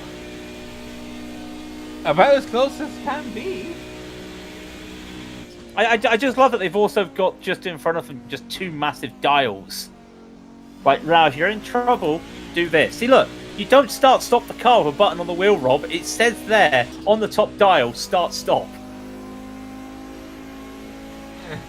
I think this car basically had the beginnings of a multifunctional dash, because I think you've got that you just turn the dial and it's got water pressure, oil temperature, RPM, and I reckon the digital display just, in the real world would get shown like that. But that is, yeah.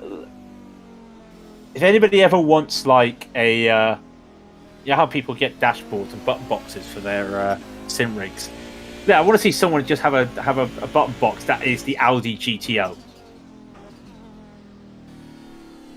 You see, what I want is just the sound of the engine.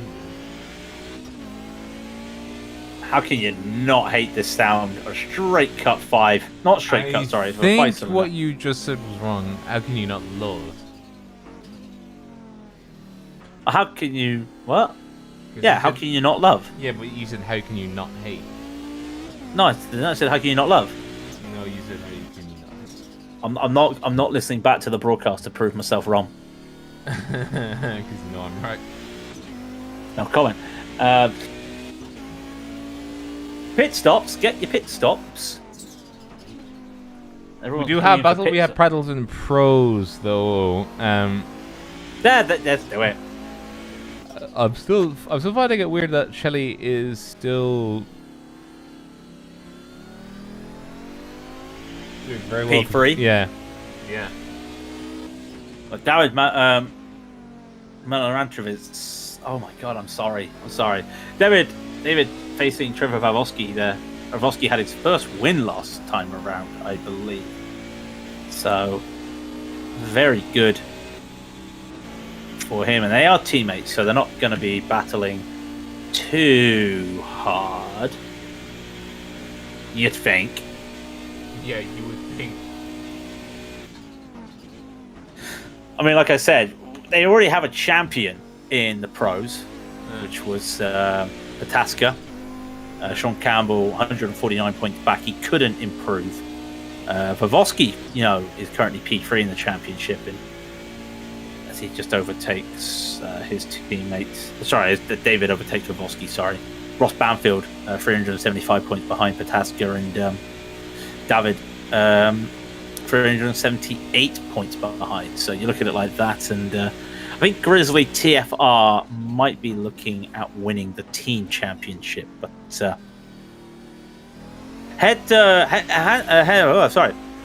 give a shout out to Adam Facaponte though, because his first season in the pros, and he's done a respectable 21st. That's not bad, personally, in your first season after going up. So, when you look at the names in front of you as well, Jens Honman, Gabriel Ruse, Josh Wolf, Sean Campbell, some really tough names there. So he's really held his own, old Adam. And if he knows he's in this race, he may even watch this broadcast back. So if you're watching this broadcast back, Adam, and you decide to watch us as well as watching GSRC, then thanks for racing for John still, like everybody. Yes.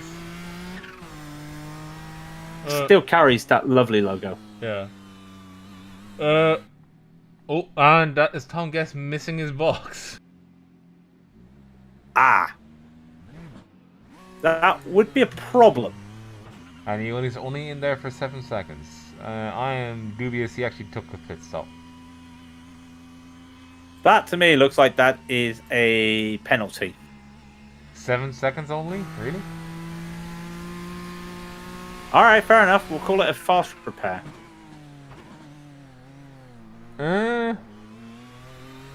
Pass. Pass us to what cause it? They do have... Oh, they have a... No, they don't have drive-thrus today unless it's a black flag for not serving a slowdown, because it's a 40 incident limit to a DQ. Now, I'm just saying, I don't think we'll see anybody hit the 40 today. But, hey, who knows?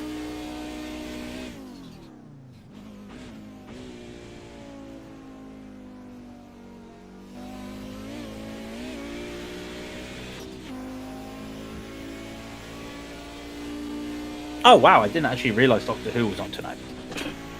Ew, Doctor Who, Doctor... More like Doctor No.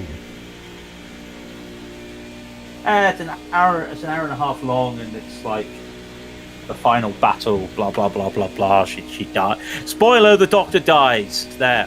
Damn, you really had to doctor it up. Ha! I had to Doctor Who, yes. Waha! Can't believe you done this. Anyways, so for the European Sportsman, our main concerns are riding currently with the likes of Boomsma in 4th position for the GTPs, and Edward Shelley, who is in 3rd for the GTOs. The field's very, very, very split off, and so we're just gonna try and vibe with the field as it currently stands, because Edward Shelley has actually just gone up to 2nd place, because Ryan Oshaleski has just hit it. I wonder if Shelley could go to the end on one more pit stop. Ryan will have to splash and dash, unless he really has managed to work out how to do 57 minutes in this car, which is, again, with no traffic help and with so much time on the throttle, that's going to be very tough. So the longer Shelley can hold out here, the better it will be for him and the rest of them. Actually, it's very early for Ryan, because most of these guys pitted lap 28, lap 30. So you'd be looking at them to pit in the next 7 to 10 laps. So that's very confusing. And there is actually, while we are looking at the Sportsman, there is actually a very nice battle going on at the front of the field. Because Dallas Pataska is starting to just close up the gaps here. I mean, you would do when you just did the fastest lap of the race of 1:31.371.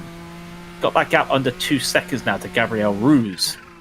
And Ross Banfield is only 7 seconds up the road. So anything can happen in the next 55 minutes.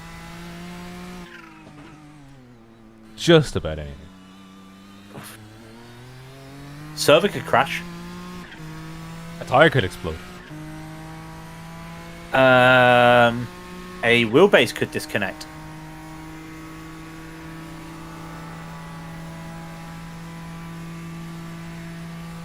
Which we've had before to us many times. Oh yes, yeah. Somebody send themselves careering towards an untimely doom when the wheel just goes. Oh, one of the best when we did an endurance race and somebody's VR headset at the Nürburgring Grand Prix failed. Remember that? Oh, I always remember that. It failed going up the Schumacher S's as the pros hit side by side, and I think Gabrielle's just gonna let Dallas go. Yeah. So Dallas is on a mission right now to get past Ross, or to get up to Ross and get past him. That'll be one to watch at the end of the race. I'll tell you that right now, because they've got to pit one more time.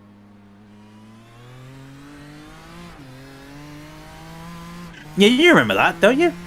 It was a 6 or 8 hour. It was an 8 hour race. Oh yeah, yeah, it was.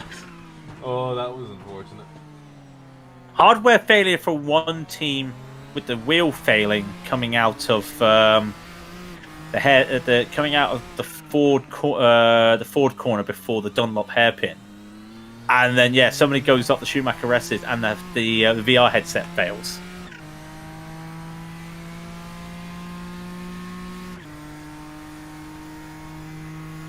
Always a bit of a I wouldn't say fun. Never done VR. Yeah, never done VR. Well, correction. I actually did try a VR headset, one of the first test dev kits for the Oculus. We're talking 10 years ago, over 10 years ago. Yeah, but we're all with the amount of time they still haven't even gotten it fixed yet. But by the way, we are actually getting battles forming. David Baker and Veggert in the battle, as is Daniel Homer. Yeah, David Baker and Hacken should in a battle, and I think Baker's going to get past Hacken very shortly. And Vega, there we go. And Vega got Ryan Waszylewski, but of course Ryan has kind of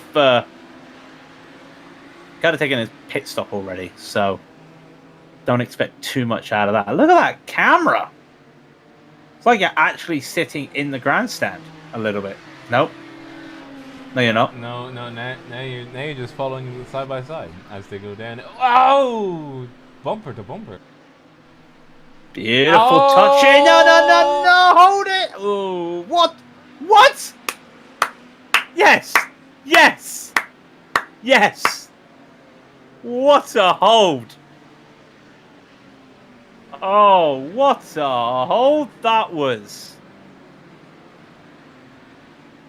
And I don't think there's going to be a response, is there? It's going to be a bit risky. Rob, I think you're still in replay mode. Am I? No, I'm not. What are we looking at? No, we're looking at Homer and... Oh, yeah. Sorry, yeah. It was just weird because, we had Hacken, Schut, and David Baker just do almost the exact same thing with the exact same team liveries, and it just really threw me off. Yeah. I know, Edward Shelley. Oh. It's always nice hearing the radio because, with no offense to anybody, we are talking multi-class, and tempers flare in a multi-class environment. So every time I hear someone get on the radio, I'm like, oh, had there been contact with people? But nope. Everyone hold your horses. Hold your horses. It's all good. Ish. Ish. Well, there's a 3-car battle now. Wolf D to the Cotto, Daniel Homer, and David Malanaris. I do apologize. Oh, hello. I do apologize for the butchering of that name. To be fair, I think both of us would have butchered it at one way or another. I mean, we've butchered enough names, in all due fairness. I was almost like Dexter's laboratory this week, trying to make sure I didn't mess up names. So during work, I just kept repeating names. And it's like the omelette du fromage. Oh yeah, it gets stuck in your head. Just out of nowhere, I was just like, when walking around doing my postal delivery, Rusogen. I'm like, oh, okay. And then what was it yesterday? I was like, oh, I've got to do right. What's the name of that guy? And I was like, how do I right? And so for literally like an hour, I was like, Makela. And I don't know why. It was just me going over and over. And I was like, dang it. Got it right though. I'm quite happy with myself. I think I also had to pronounce a French name, so I literally just sent a Snapchat to my French friend. I was like, "This is how you say it, right?" I didn't check the Snapchat after the race, but I got a message. Yeah, no, that's how you say it. And I was like, "Oh, thank God for that." Because the English really love saying, foreign. Sorry, names that aren't English, not foreign, but you get what I mean when I say foreign. Yes. It's all about context. Yes. Other countries.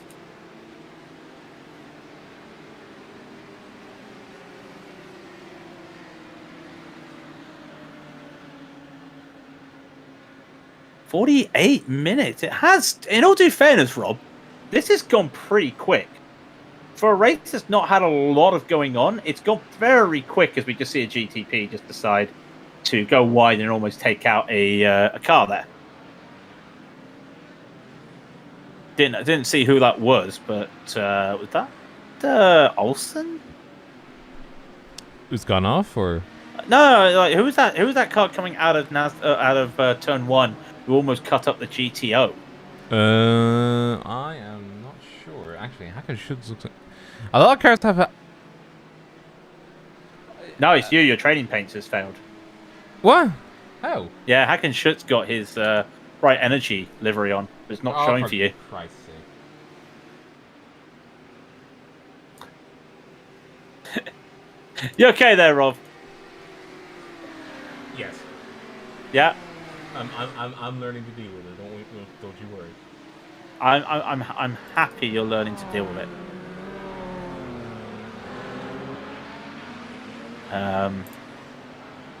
Oh, Travis Henderson's back in the pits, by the way, and he's got masses of damage.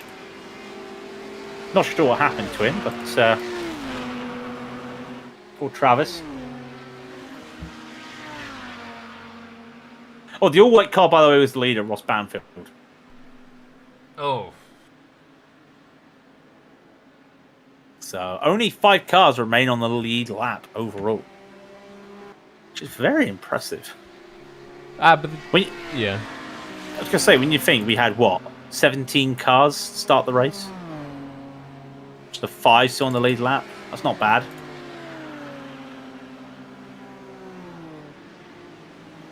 But for Fabian, like, he's got a 48, almost 49 second lead. Yeah, 49 second lead. Yeah, so it's just like, god damn, that is a quite decisive lead right there. I would have wondered what would have happened if you had like regular Camel GT drivers in here, because Fabian, out of all these guys, he's probably the one that, if we had Sean Campbell in, he would have been a regular. But out of all these guys, like, Fabian's the only one that's a regular when it comes to Camel GT and those type of races. So, not saying that's why he's faster than everybody else, because he is just a quick driver. I'm not going to say because he drives this a lot, he's better than all these drivers. I mean, that does help, but in terms of he don't have to get up to speed. But, like, it's just been such an easy race for him. He's just had so much pace, and let's be very honest, Fabian drives a lot of weird stuff. Let's just put it out there. Was that a GT only league? Yeah, fine. I'll drive the Ford GT for the GT3, whatever. He's that type of guy. He'll find a challenge wherever it will be.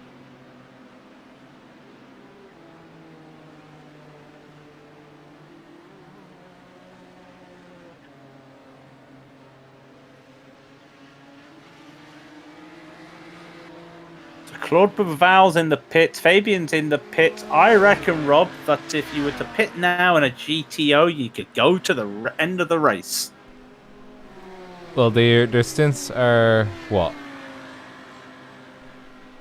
30. Yeah, 28 to 30 laps. Yeah, 30 laps. So yeah, they can go to the end. Yeah. Silvernagel in the pits, and as is Baker. Baker's also in the pits. Yeah. Val's in the pits. Yeah, so we're getting to the time when it's about the time when you would get the pit stops anyway. Anybody who wants a pit stop should pit now. Pit now, forever hold your grudges. Yeah, for your fuel and your tires. But some of these guys could go longer. Trade-off. But then again, if you're Edward Shelley, you basically got nobody battling. In fact, Edward Shelley has a minute lead to the next driver in Europe, Sportsman.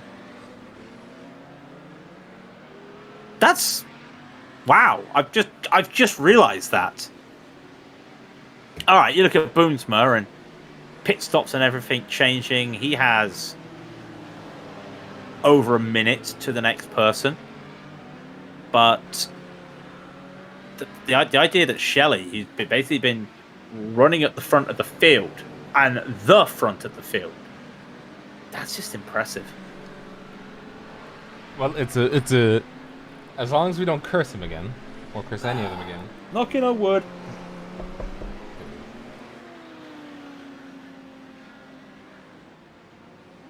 I'll just blame you. Why would you? Usually your fault, isn't it? I disagree. Okay. Hey, I haven't cursed anyone for a while, to be fair. Do it now. Do it now. You just slamming down. Yes. Do it. Do it.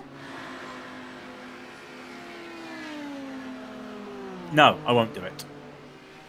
But it's fun. Cursing at somebody is not fun. It's like trying to drive a car that's, slow at Daytona. But cursing somebody's fun. Ish? No. I don't do witchcraft and all that stuff, or voodoo dolls or stuff. Yeah, but it's not actually, we have a... Where did this voodoo doll talk? I don't know, but all of a sudden I don't want a voodoo doll, I want a voodoo car. Like, hang on, let me get some Lego. Here we go, I've got some Lego. Let me see if I can curse a car. Let's see. This is a Porsche 919, but if I say that it's a Nissan GTP, can I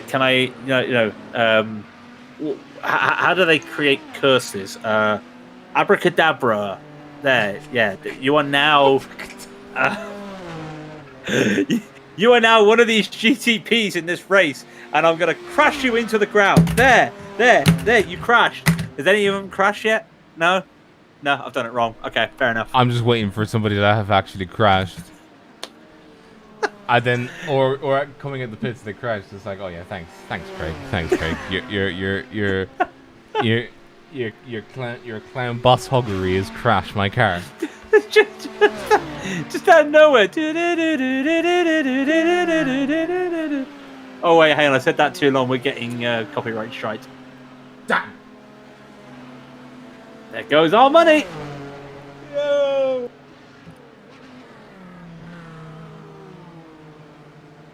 So, biggest battle on the field is literally Daniel and David. Wait, what? Daniel David is like Daniel Homer and David Milanovic's the only cars that are basically battling right now. I'll tell you why the camera was not being cooperative. It's not on. There we go. I have it now. Did you have it on Scenic instead of... No, I didn't have it on Scenic. I had it on Random, but Random then shows Scenic. Where is Boomsma? He's in 4th, chasing down. Well, when I say chasing down, more so like attempting to gain or close a gap of 38 seconds. Yeah, he can do it. No, he can't. I mean, never say never.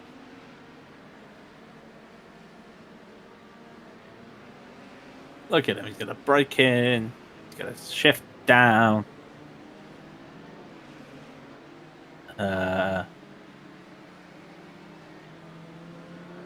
It's one of those tracks where do a track guide around here. Yeah, he hits the brakes, goes around the corner. He hits the hairpin. brakes. Yeah. Hits the brakes, another hairpin. Yep. Well, full speed.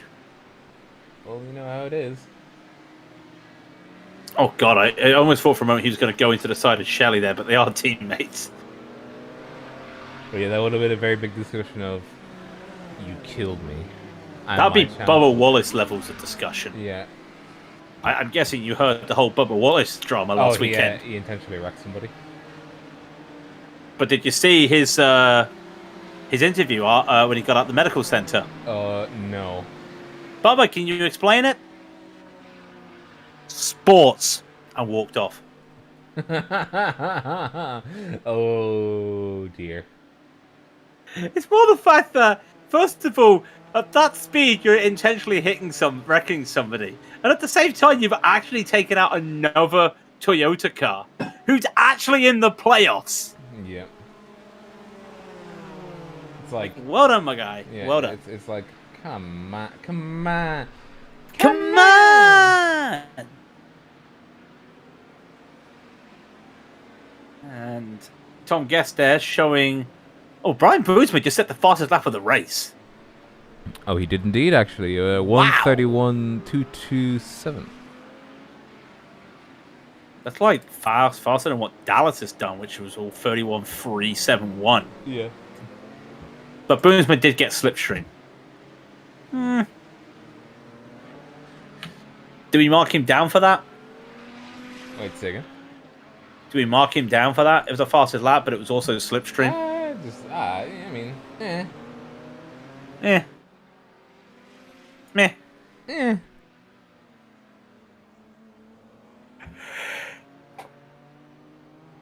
Just be like, I don't know, maybe. See, what we need is a definite yes. Is I thought Hawkins should have had a crash. No, he was in the pits. What's that? Sorry. No, he just went to the pits. Oh, where'd he go to the pits? For a pit stop? Yeah, for a pit stop, yeah. Okay. They do that thing, do they? What? Pit stops? Yes, they do. Pit stops, yeah. Yes, they do.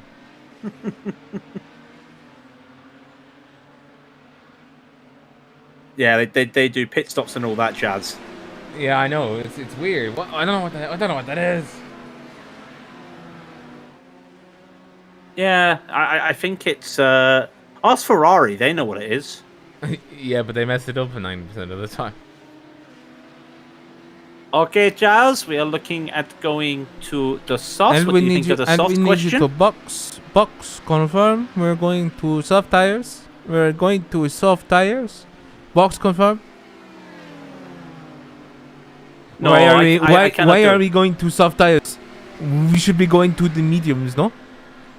And we are going to softs because we need to make sure that we cover off Verstappen. But we haven't even tested the softs. It's okay. We think we are good. 5 seconds later, they're not good. Hang on. We are Ferrari. Ferrari is good. We are always good. We are never wrong. And Ferrari is essere Ferrari. We are good. Forza Ferrari. Forza Ferrari. Oh, you gotta love that Forza Ferrari thing. Forza Ferrari. By the way, R.I.P. Dietrich. By the way, oh yeah, was something I don't think anybody was looking was expecting so suddenly. So it's a shame. He just went ahead and. Well, he had cancer in all due fairness, Yeah. but you never want that. What was the last race he was at? Pass. As Boomsman comes into the pits, by the way. I think Boomsman can go to the end now on this pit stop. You should be able to. Yep. Yeah, I'm not sure the last time he... was I'm trying to think now. Not sure, but they were saying that he was able to see Verstappen win the championship. Wait, say again. He was able to see Verstappen win the championship. Okay, you know. but I mean, like, so did everybody else. Okay, fair enough. I mean, it's like, I was just more thinking like like, I know the timeline isn't that, you know, widely known, but he kind of just died very suddenly, even if he did have cancer. But then again, he was somebody that was very private in life, wasn't he? True.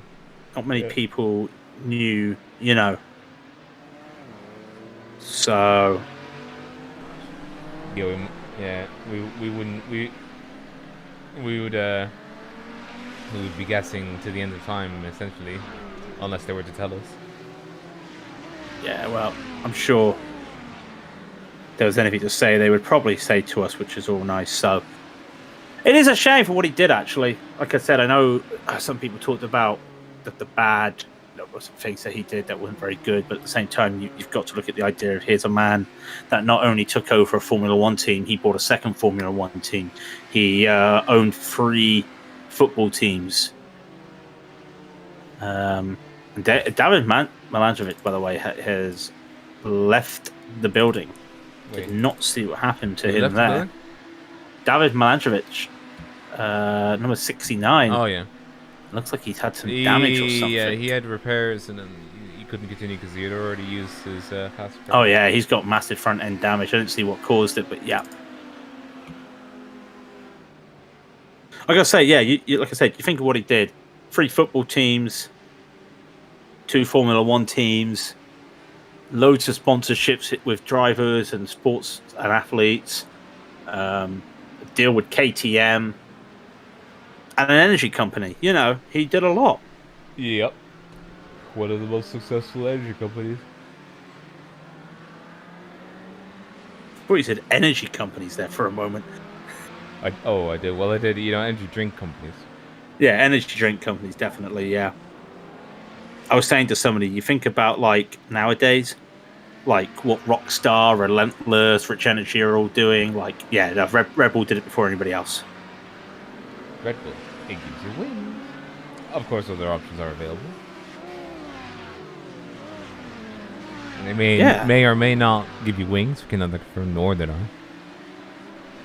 See, I'm being impartial. I'm being the BBC.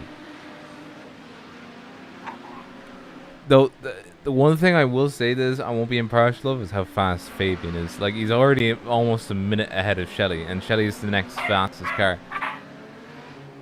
I mean, it's even crazy, though, that Shelley's there. Yeah.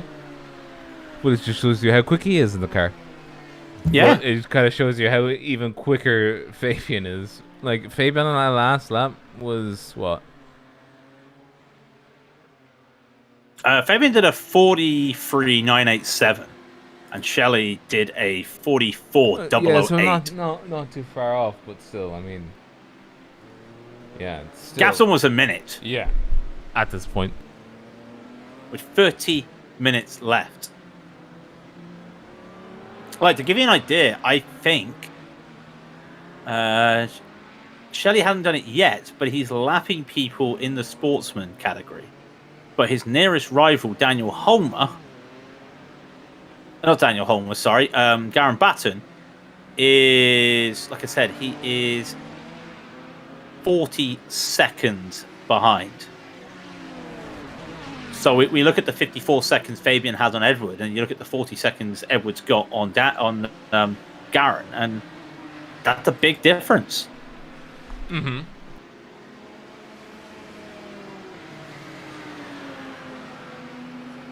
But we'll wait and see. It looks like, by the looks of it, that damage for the 69 just looked like that was just no more racing for him type thing. Looked like that was damage he could have got repaired, but it's declined. After a certain point, you can't really get. It's not practical, is the word, to get damage repaired. No. Also, F1 news. There's more. As I just saw Thomas Siebenegel just go wide. I don't know if you... looks like there's more grid penalties. Who? Ocon's going to be a pit lane start, and Tsunoda's going to start at the back of the field. Jesus Christ! You know the parts that they have been having to replace. Stand by. We are checking. How many things have they done? It's very interesting. Part firmware breaches, a gearbox penalty for Tsunoda, and Esteban Ocon. They changed the power unit components without approval from the technical delegate.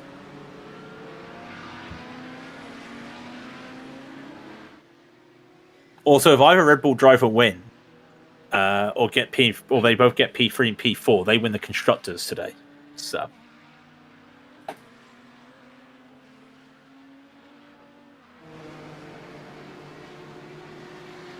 that's what we want to see, isn't it? Constructors title decided today, and then we've got 3 races left that don't matter.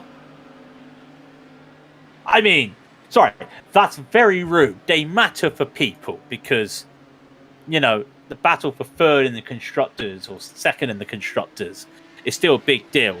The back of the field is still kind of a big deal. It's Alex Albon versus Aston Martin at this point. Go Tiffy, not able to. Go Tiffy. Okay, well, actually, no, hang on. Speaking about that, now you heard the news yesterday about Logan and Sargent, didn't you? Yes, that if he got enough license points, he would be in the second seat. So basically, he has to do the final 2 he had to do those 2 rookie practice sessions that he was doing for one of the teams in Dubai, and whatever it was, and then he has to also get enough points. Yes. So I don't know what that attributes to. It is attributing to question marks and a hope and a prayer. To be honest. Yeah, I'm sure there's like a place that's actually got all this list on that you can look at.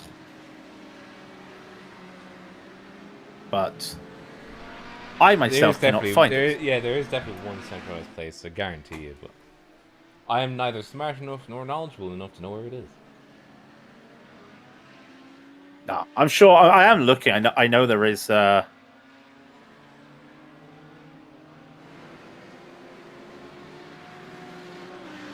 yeah, I'm not entirely sure, but I know there's a checker. But sorry, there's a little bit of a commotion on the radio. Who's died now? No death. Just a miscommunication by a couple of drivers on the oval, where one of the slower cars was trying to use the faster car for a little slipstreaming. Oh, okay. So nothing too big of a deal. Also, my God, it's amazing how deep you can dive these cars into turn 1 if you're a Tom Guest, GTP. Adam State, we got a battle. Sound the sirens! Woo! Adam's just gonna slide on by him very shortly. Look at that speed difference: 316 kilometers an hour. Breaks in, and Tom Guest just decides, lead me to pay dirt. Lead me to the trough. The water trough. Gonna make sure he doesn't get a bookmarking. There he goes. He's gonna survive, but straight away you can see the confidence difference there, as State's able to just go sayonara and almost get out of the slipstream range.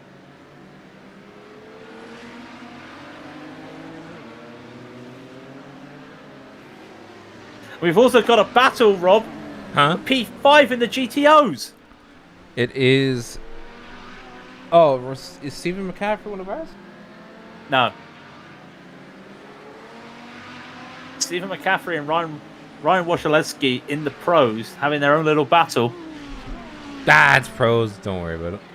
I want to see how Tom Guest does. Well, let's not jinx him. Hang on a second. Hang on. Let me just get the Lego car again. This is Adam State. Let me rip the... Hang on. Is it rear engine on the Porsche 919? It is, isn't it? I'll rip the engine off there. The engine's gone. That engine should blow up now. Oh, Bono! My tyres are gone. What engine's gone?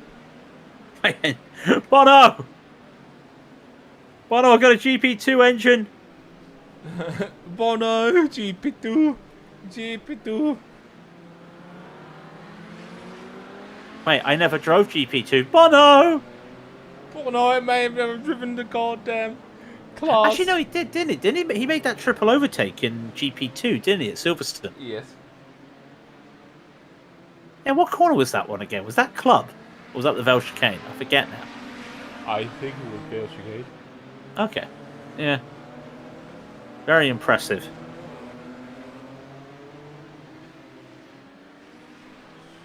Yeah, but I'll tell you what, not as impressive as how long Minardi lasted while being like run on a shoestring budget. Ooh, do a man dirty like that. Come on. Oh, I know. Well, I mean, next you'd be talking about mana. I'm gonna do you dirty and grab some water. Think about what happened to mana and all that. Ross Banfield in the pits, by the way. We said he couldn't go to the end. And he's going to have to do his splash and dash. But he had a staggering 1 minute lead over everybody. Just a minute. Well, he didn't have a minute lead over Dallas, but Dallas had a 3-second lead over him. So just going to casually drive on. Like I said, hats off here to Tom Guest for hanging with Adam. I know we talk about how it's a draft track and all that, but you're still going to make sure you're quick in the rest of the field. So hats off to Tom, holding on with Adam there and almost making a move. Ooh, a move.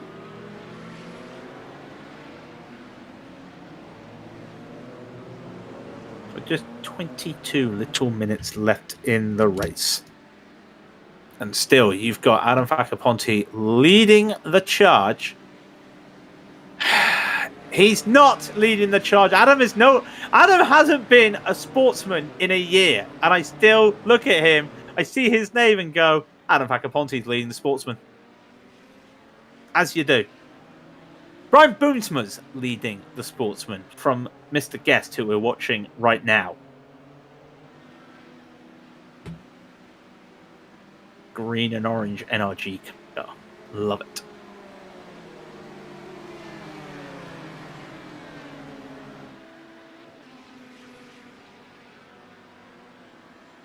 Just trying to see where everybody else is in the world. Garen Batten. Actually, that's very interesting that Boomsma's going to get the P1 in the GTPs, and Batten's going to get the P2 in the GTOs. So, in terms of point standings, that would give a little bit of an advantage to Boomsma.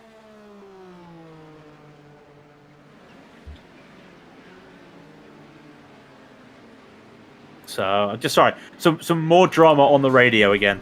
Well, what happened now? Just Simon Fawns and Brian Boomsma having a little tap together.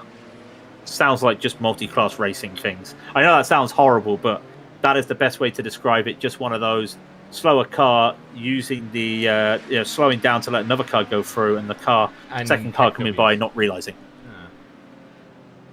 One of those things. As Adam State goes into the pit, Tom won the battle. Wait, well, he's got to pit again. Adam's had to go to the pits. Tom Guest still out there.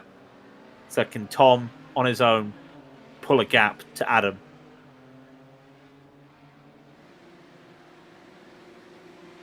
So it's going to happen, Rob. We're going to have some more battles.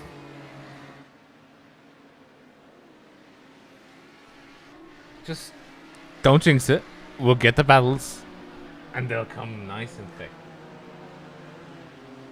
20 minutes left. You have 20 minutes left. If this is F1, you've got 20 minutes left to get your Driver of the Day nominations in. And to also get your battles. Get Oh, your yeah. battles here. Bring out your battles. Dong. Bring out your battles. Dong. Boom. Here. I got a battle here. That's not a battle. He's on different pit strategy. No, you can see he is on a battle. I really am on a battle. See, he said he's on a battle. Nah, I don't believe it. Don't believe it. I think he's on different pit strategies. All right. Well, he has to pit soon. Yeah, but I won't be around. I can't wait that long. Well, when you're back, Monday. Okay, Checo. Box. There you go. Okay, thank you. Okay, check out. Box. How did I make a Monty Python bring out your death sketch into bring out your battle? Because it was just a flesh wound. I don't know. Film. Brilliant film. No, go away. I'll also talk to you a second time. Tom's actually catching up to Cohen, by the way. Yeah. So he's like, let's be brutally honest. Tom's been driving really well. He's been driving a very underrated race. Well, you keep it quiet, and you keep the car happy, and you will definitely outlast anybody who gets in your way.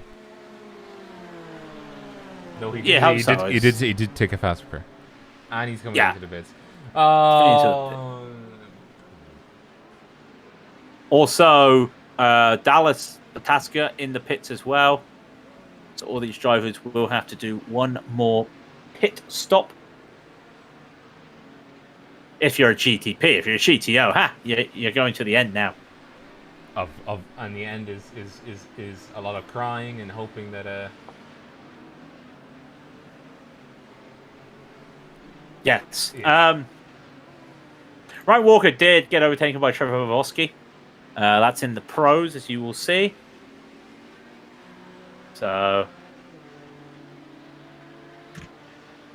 we are looking. Oh my God, Rob! What is that? What have you done? Oh, I've done it again. I think I hit the space bar. Put the keyboard down, Rob.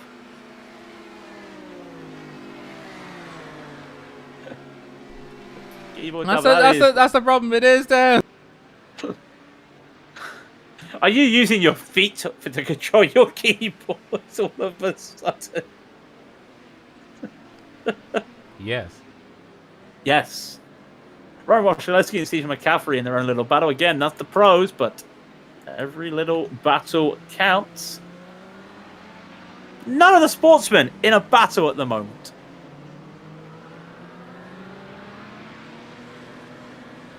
Unless, I mean, yeah, Edward Shelley. you kind of need to just hold as of right now because there is only 16 minutes left. It's fine, right? Depends. Just go ham. Yeah, and risk losing your current position. No, thank you. That sounds like fighting talk.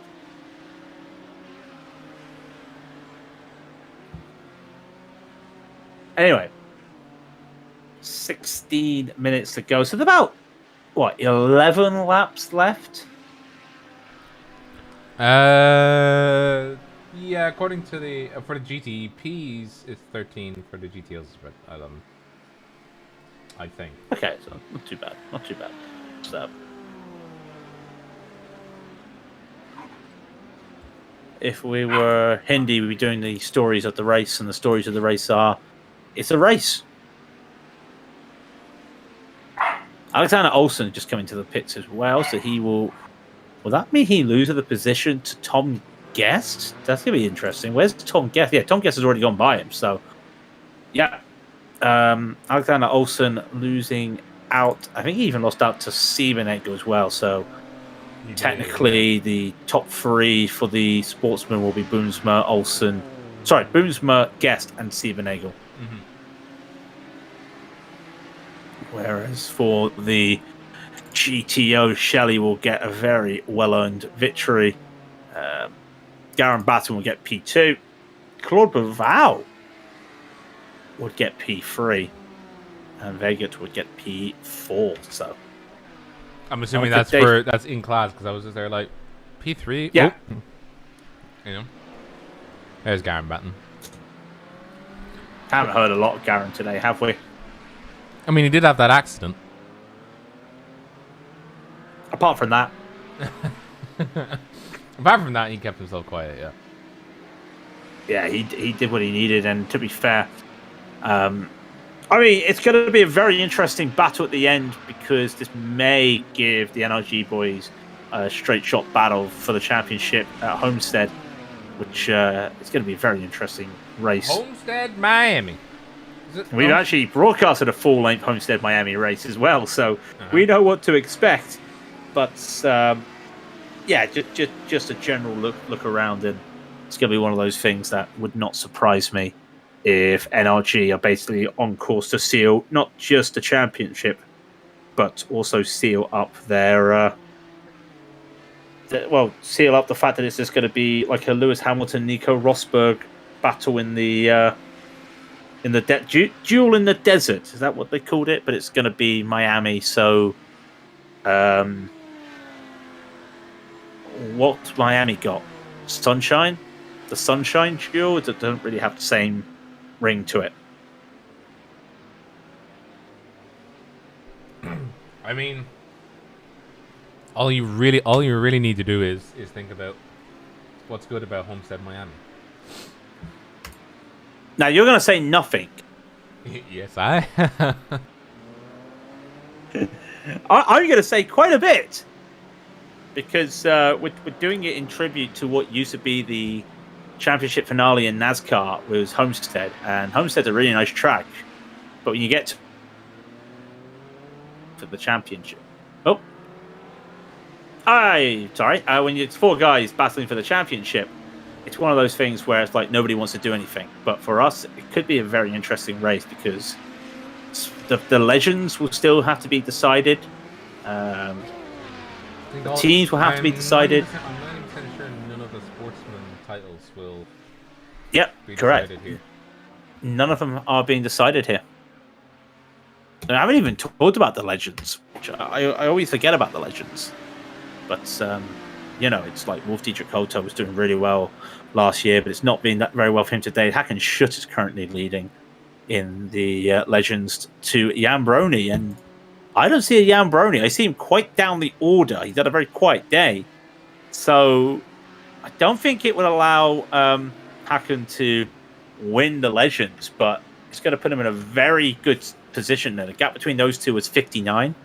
They're the only two drivers that can still have a chance to win the Legends. And it'll be advantage Schutt when they go to Homestead in a couple weeks. So, hang on, Edward Shelley. I don't have Edward. No, okay. I just hear Edward Shelley get on the radio, say "you," and then stop, and I'm like, please don't tell me he's had a crash. But no, everything's fine. No one has to panic. In fact, actually, this is a very interesting battle for Shelley. Because, there's Stefan 1, by the way, just going wide. Shelley has to hold off 11 seconds in the last 11 minutes of Ravosky. Ravosky and Walker having a little battle themselves. So, be interesting to see if he can catch or he can hold on to that P2. Edward Shelley, P2 as a sportsman in the group split. That would be beautiful. That would bring a tear to my eye, Rob. Well, I mean, it's very possible. I mean, he sat there very comfortably and keeping pace, so I'd say it would be possible. Well, we'll wait and see as 10 minutes start to run down. Garen Batten's also holding off Joshua Wood. Wolf, not Wood. Oh, sorry, Wolf. Sorry, yeah. Sorry. Garen's at that stage now where I think the anxiety's getting in because he's getting GTPs just come by him and just making dives into the bus stop, and it's just one of those things where he's just starting to see a little bit of red mist. Just calm it down, my guy, and you'll get to the victory. You'll get that well-earned P2 that will help you in your championship battle. Oh, I wonder. Oh, Rob, imagine you're NRG and you've got about 6 drivers, and you know that you probably clinched the team championship, right? Oh, what if they flip a coin and they take sides, and it's like Marvel Civil War, but it's NRG Civil War, and you've got guys racing for Boomsma, and you've got guys racing for Batten. That will be a nightmare to cover. That would be amazing. But it would be a nightmare to cover. God damn. Just watch it. Yeah. Boomsma's getting held off by Garen Batten's a lot, who happened to be Edward Shelley, and I don't know, just somebody else from NRG. Well, Boomsma's just there, and it's like, just getting help elsewhere. Just a man can dream. A man can dream.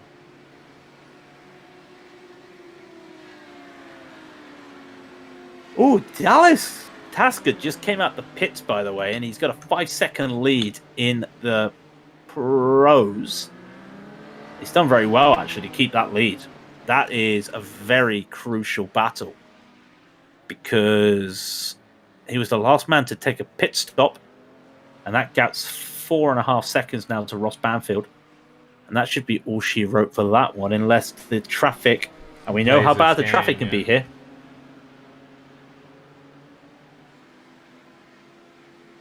You really don't want to get caught in traffic around here. No, because if you do, it can be game over for you. Especially like 4 seconds doesn't sound a lot, but it's one of those that, okay, if you get held up in the bus stop, the other person didn't get held up in the bus stop, so he's almost got a second on you on the straight because you don't have all the speed. That adds up at the end of the day. So see if Boomsma is able to get by right now.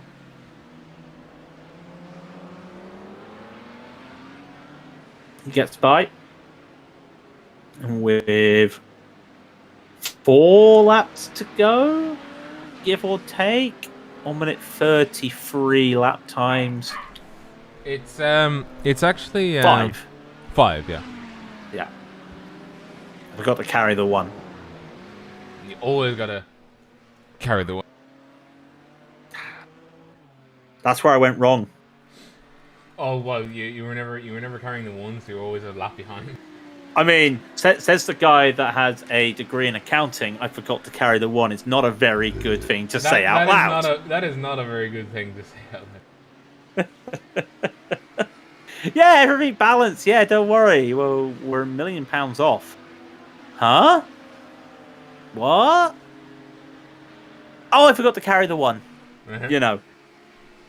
That is not the greatest thing to say when you're like, knee deep in a maths or a accounting calculation. No, but it's fine. In exams nowadays, they give you follow-on points. Like, have you ever seen an A-level accounting paper, Rob? It's like basically each question's worth 40. You only get 4 questions, and each question's worth 40 points, and it's broken up. Mm-hmm. And if you get the tables wrong, but you put everything in and it's the other way around, they still give you points. So when we did our first exam paper, talking years ago, I had one of the best results in the college because only 5 of us got the biggest question right. Everybody. Thank you, internet. Yeah, yeah. Only 5 of us basically got the question right, and everybody put them in the wrong place. So it was almost like, yeah, you got everything the wrong way. You basically said that all these things were credited items, but they were debited items, and it was like, oh, they still got like decent points from it, but it didn't get them a good result. No. Like, imagine if you did that in the real world. Yeah, that's a lot of money. Yeah, good news, folks. I credited the fact that I credited the £2 million that went to the chocolate. That was meant to be a debit. Oh. What if that's the reason Red Bull had their financial issues? They had a student go into the. I mean, no, not all students are bad, but they had an apprentice go and do the go and do the books. Oh, that sounds horrible. Any battles out on the field? Well, Adam State is against Cologne. That's a pro battle. Where is... That's all she wrote. Really? Yeah, the only battles are pro battles. But Boomsma. What about Boomsma? But he's just there. He's still there. Look at those gaps. 4.3 seconds, 30 seconds, 38 seconds, 45 seconds, 23 seconds, level, 12 seconds, 46 seconds. And a whole lap between P9 and P10. Like, wow. Yeah. I mean, if I put this up, there you go. That's all our laps. That is a Laura laps. Yeah. Thank you. Thank you, Cilla Black. Boomsman taking it very calmly now, as Dallas is on lap 90 of 92. Do you reckon anything's going to be short on fuel? I doubt it, but who knows? If somebody's short on fuel, I'll be very surprised.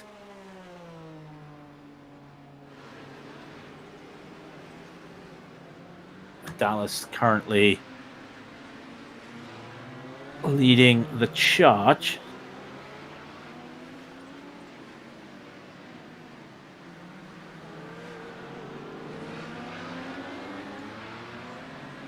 And, oh yeah, sorry, just looking. Sorry, just listening to the radio and Tanya Homer and Tom Guest. Just a small, again, multi-class incident. You know how tempers are like, Rob, when you're in multi-class racing. You've done it yourself. And you want to get by, and you're just like, please, let me by. Oh, no, it was more a case of Daniel.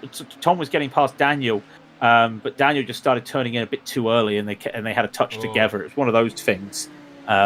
Nothing malicious or anything like that. It's just a miscommunication.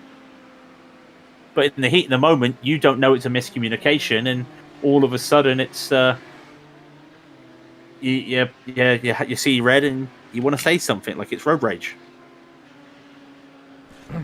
Oh.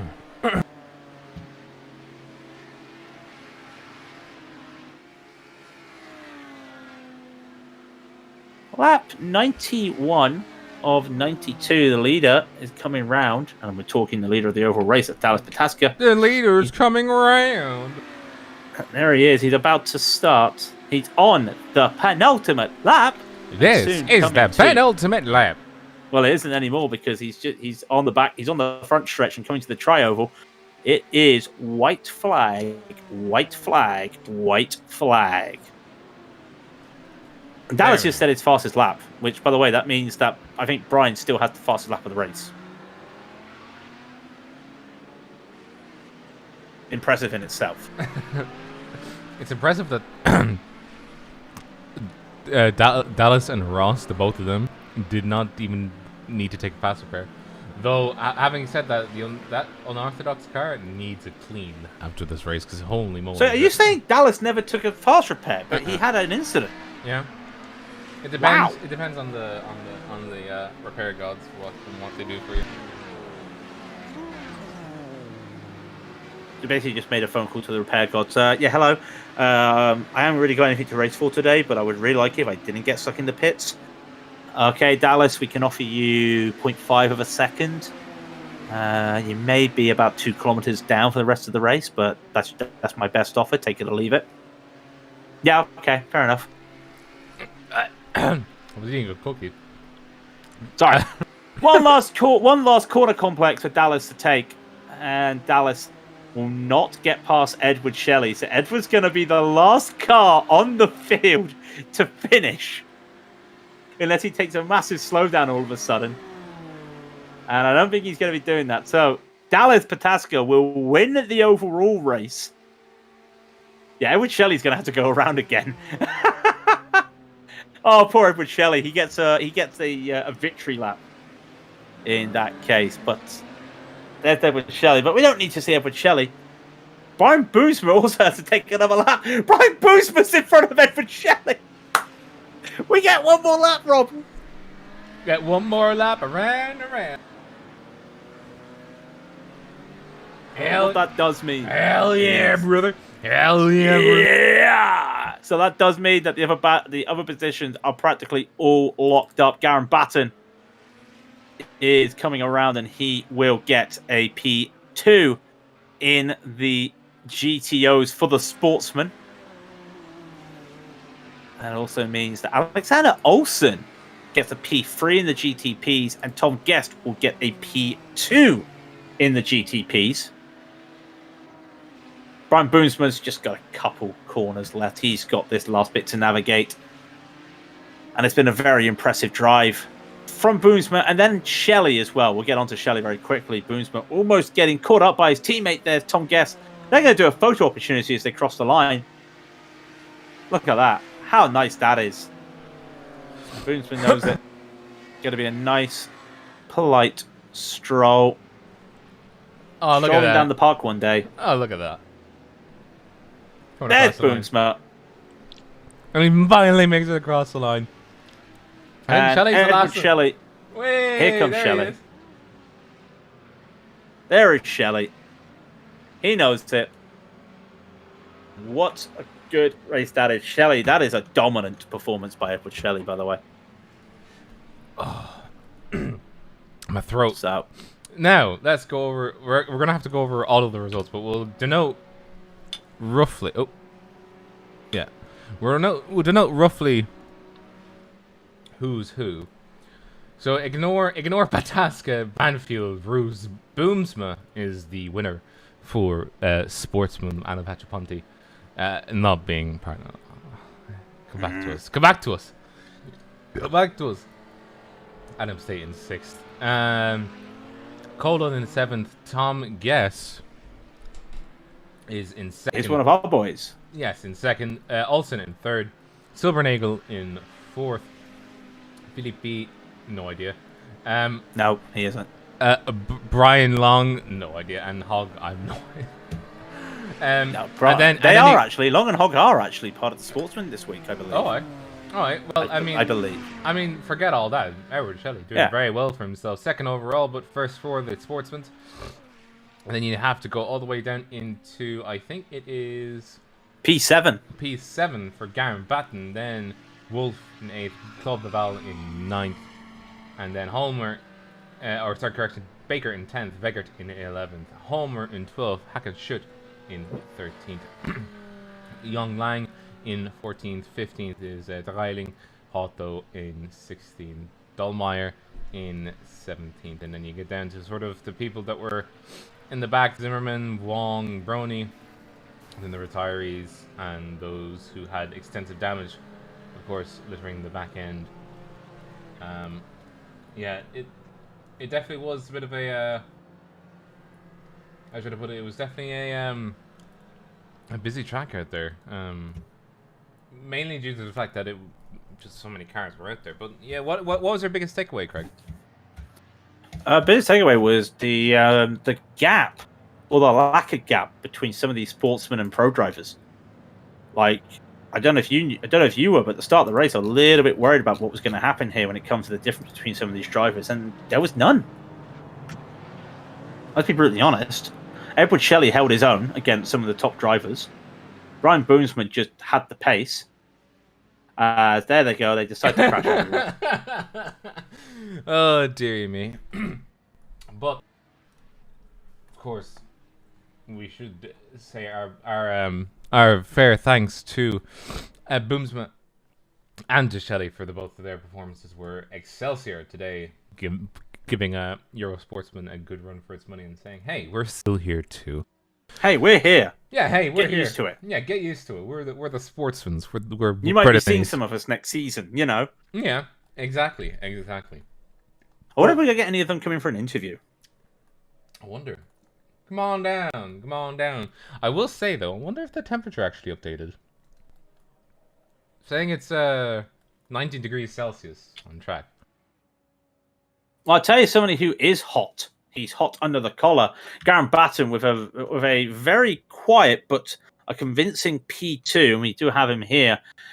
That kind of must have been a little bit chaotic there, Garen. I did hear you on the radio, just getting a little bit spooked sometimes by the traffic. But what was it like having to be around not just GTPs, but people with different skills because it was a mixed grid? Yeah, it was fine. Look, to be honest, the way that it was gridded with all of the pros in front of us on lap one, we'd already caught up to the back of the pro field, and some of them were so much slower than us. I had to take avoiding action on the first lap and ended up in the wall. And so I was massively down on straight line speed in that first stint. But, with the strategy of basically 3 full tanks, 2 stops, there was nothing I could do about it. I just had to sit in line and wait until I could use the fast repair at the first stop and, then managed to pull away. But Ed was already well gone by that point, but, yeah, so be it. He deserved it anyway. Yeah, actually, I'll tell you what. Let's bring in Mr. Edward and Edward Shelley here while we're talking with some of these guys. Because Ed basically had something. You talk about Garen was just saying how Edward was gone. Edward, hello, Edward. I'm talking about Edward. That looked to be dominance from you. Were you expecting to be up that high with the rest of the field? Yeah, it was a long race. We knew that when we found out that the pros were going to be gridded in front of us, there were going to be some that were definitely slower, like judging by the quali pace. So it was obviously not. Let's say we weren't looking forward to that, given that we qualified first and second. But yeah, it mainly was just a case of keeping a cool head, and the guys that dropped backwards usually either had issues or, they got involved in something with the other class. So, yeah, I didn't feel like I was going to be dominant, but. Were you looking to overtake any of them? Because at one point you were in a train of 5, and everybody in front of you were the pros, and you were in the sportsman. Were you looking at trying to make a move there? Or were you just happy keeping pace? It's super tempting, right? But I got to tell you, getting a draft from 4 cars in front is incredible in this thing. It's like a bathtub aerodynamically. So actually, it made sense to just sit behind them, even though it was. As long as they weren't kind of tripping over each other, it was pretty fine. And then I was able to save a lot of fuel. So Ed was on the radio just going, "Oh, I'm losing so much time getting held up," and I'm telling him, "Dude, you're pulling away at 2 seconds a lap. Just sit there." Yeah, he was. I was looking at that myself. Like, is he losing time? No, he's not losing time. You say about the bathtub. I'll go back to Garen. How did you find driving this car? And it is a different kettle of fish when it's a 4-wheel drive car with gear sticks and everything and H pattern. So how did you find driving this car? Yeah, I across the couple of weeks that I drove it, I learned to sort of really love it. I sort of found a groove with it, and was able to just sort of get on top of the manual shifting. So I think I got an hour and 15 minutes into the race before I missed my first gear, which I was pretty proud about. It did almost cost me my race though, because I had a prototype right behind me at the time. But I really enjoyed driving this car around here. Daytona is kind of my track. It's the one that I do a lot of racing at, and so learning a new car around here. It was cool. But I didn't find it too difficult at all, to be honest. See, Rob, somebody else likes Daytona. Okay, Rob, I don't know if you've got anything else to add to these two. No, but I think the two of you, I need to ask, how are you fixed in terms of how are you two fixed in terms of a Homestead next week? Or not next week, sorry, next time out. I am 0% fixed. Okay. And I've put that out of my head until after this one because I was still trying to change gear. I have now put it back in your head. I did have the thought during this week to buy it. That's as far as I've got. So, Oh, right. so you Okay. don't So even just have racing for the championship here doesn't have Homestead Miami. Oh, you're going to enjoy it. Rob hates it. I love it. So it's one of those. We'll get your other teammates in a minute because they are the prototype drivers. Bo, Edward, Garen, anything you'd like to add before we say goodbye to you and let those guys come in? I'm sorry, I cut in front of you, Ed, even though you won. I'd just like to say thanks to Shane from the Internationals, who I did a lot of running with this week, and he gave me a bit of help with some setup stuff.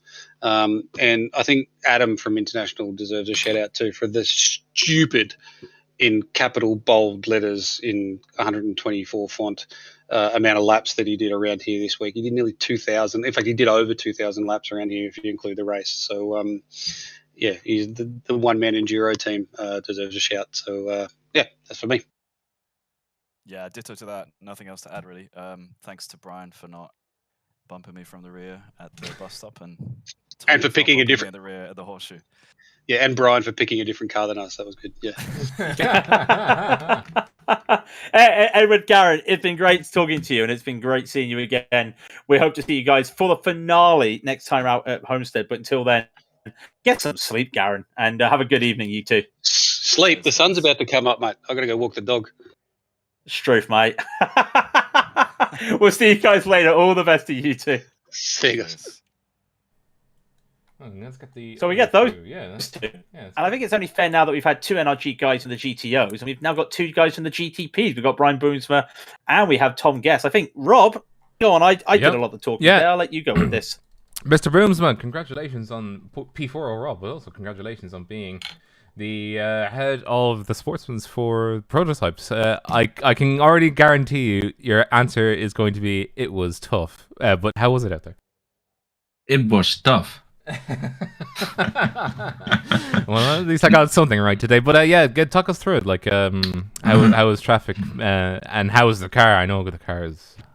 Well, it's the first time in 4 races I wasn't taking out this time, so I'm happy with that. But this race was rough. I had 2 cars run into me. Had a little slide myself, touching someone else. Had to do the fast repair with more than an hour to go. So I really drove that last hour like not really easy. But it was tough. Yeah, well, I imagine so, because I mean the Nissans themselves are a very, very what would be the word, cruel car to drive. And Tom might pipe in here. How was it in your cockpit? I imagine it was probably a bit of the same.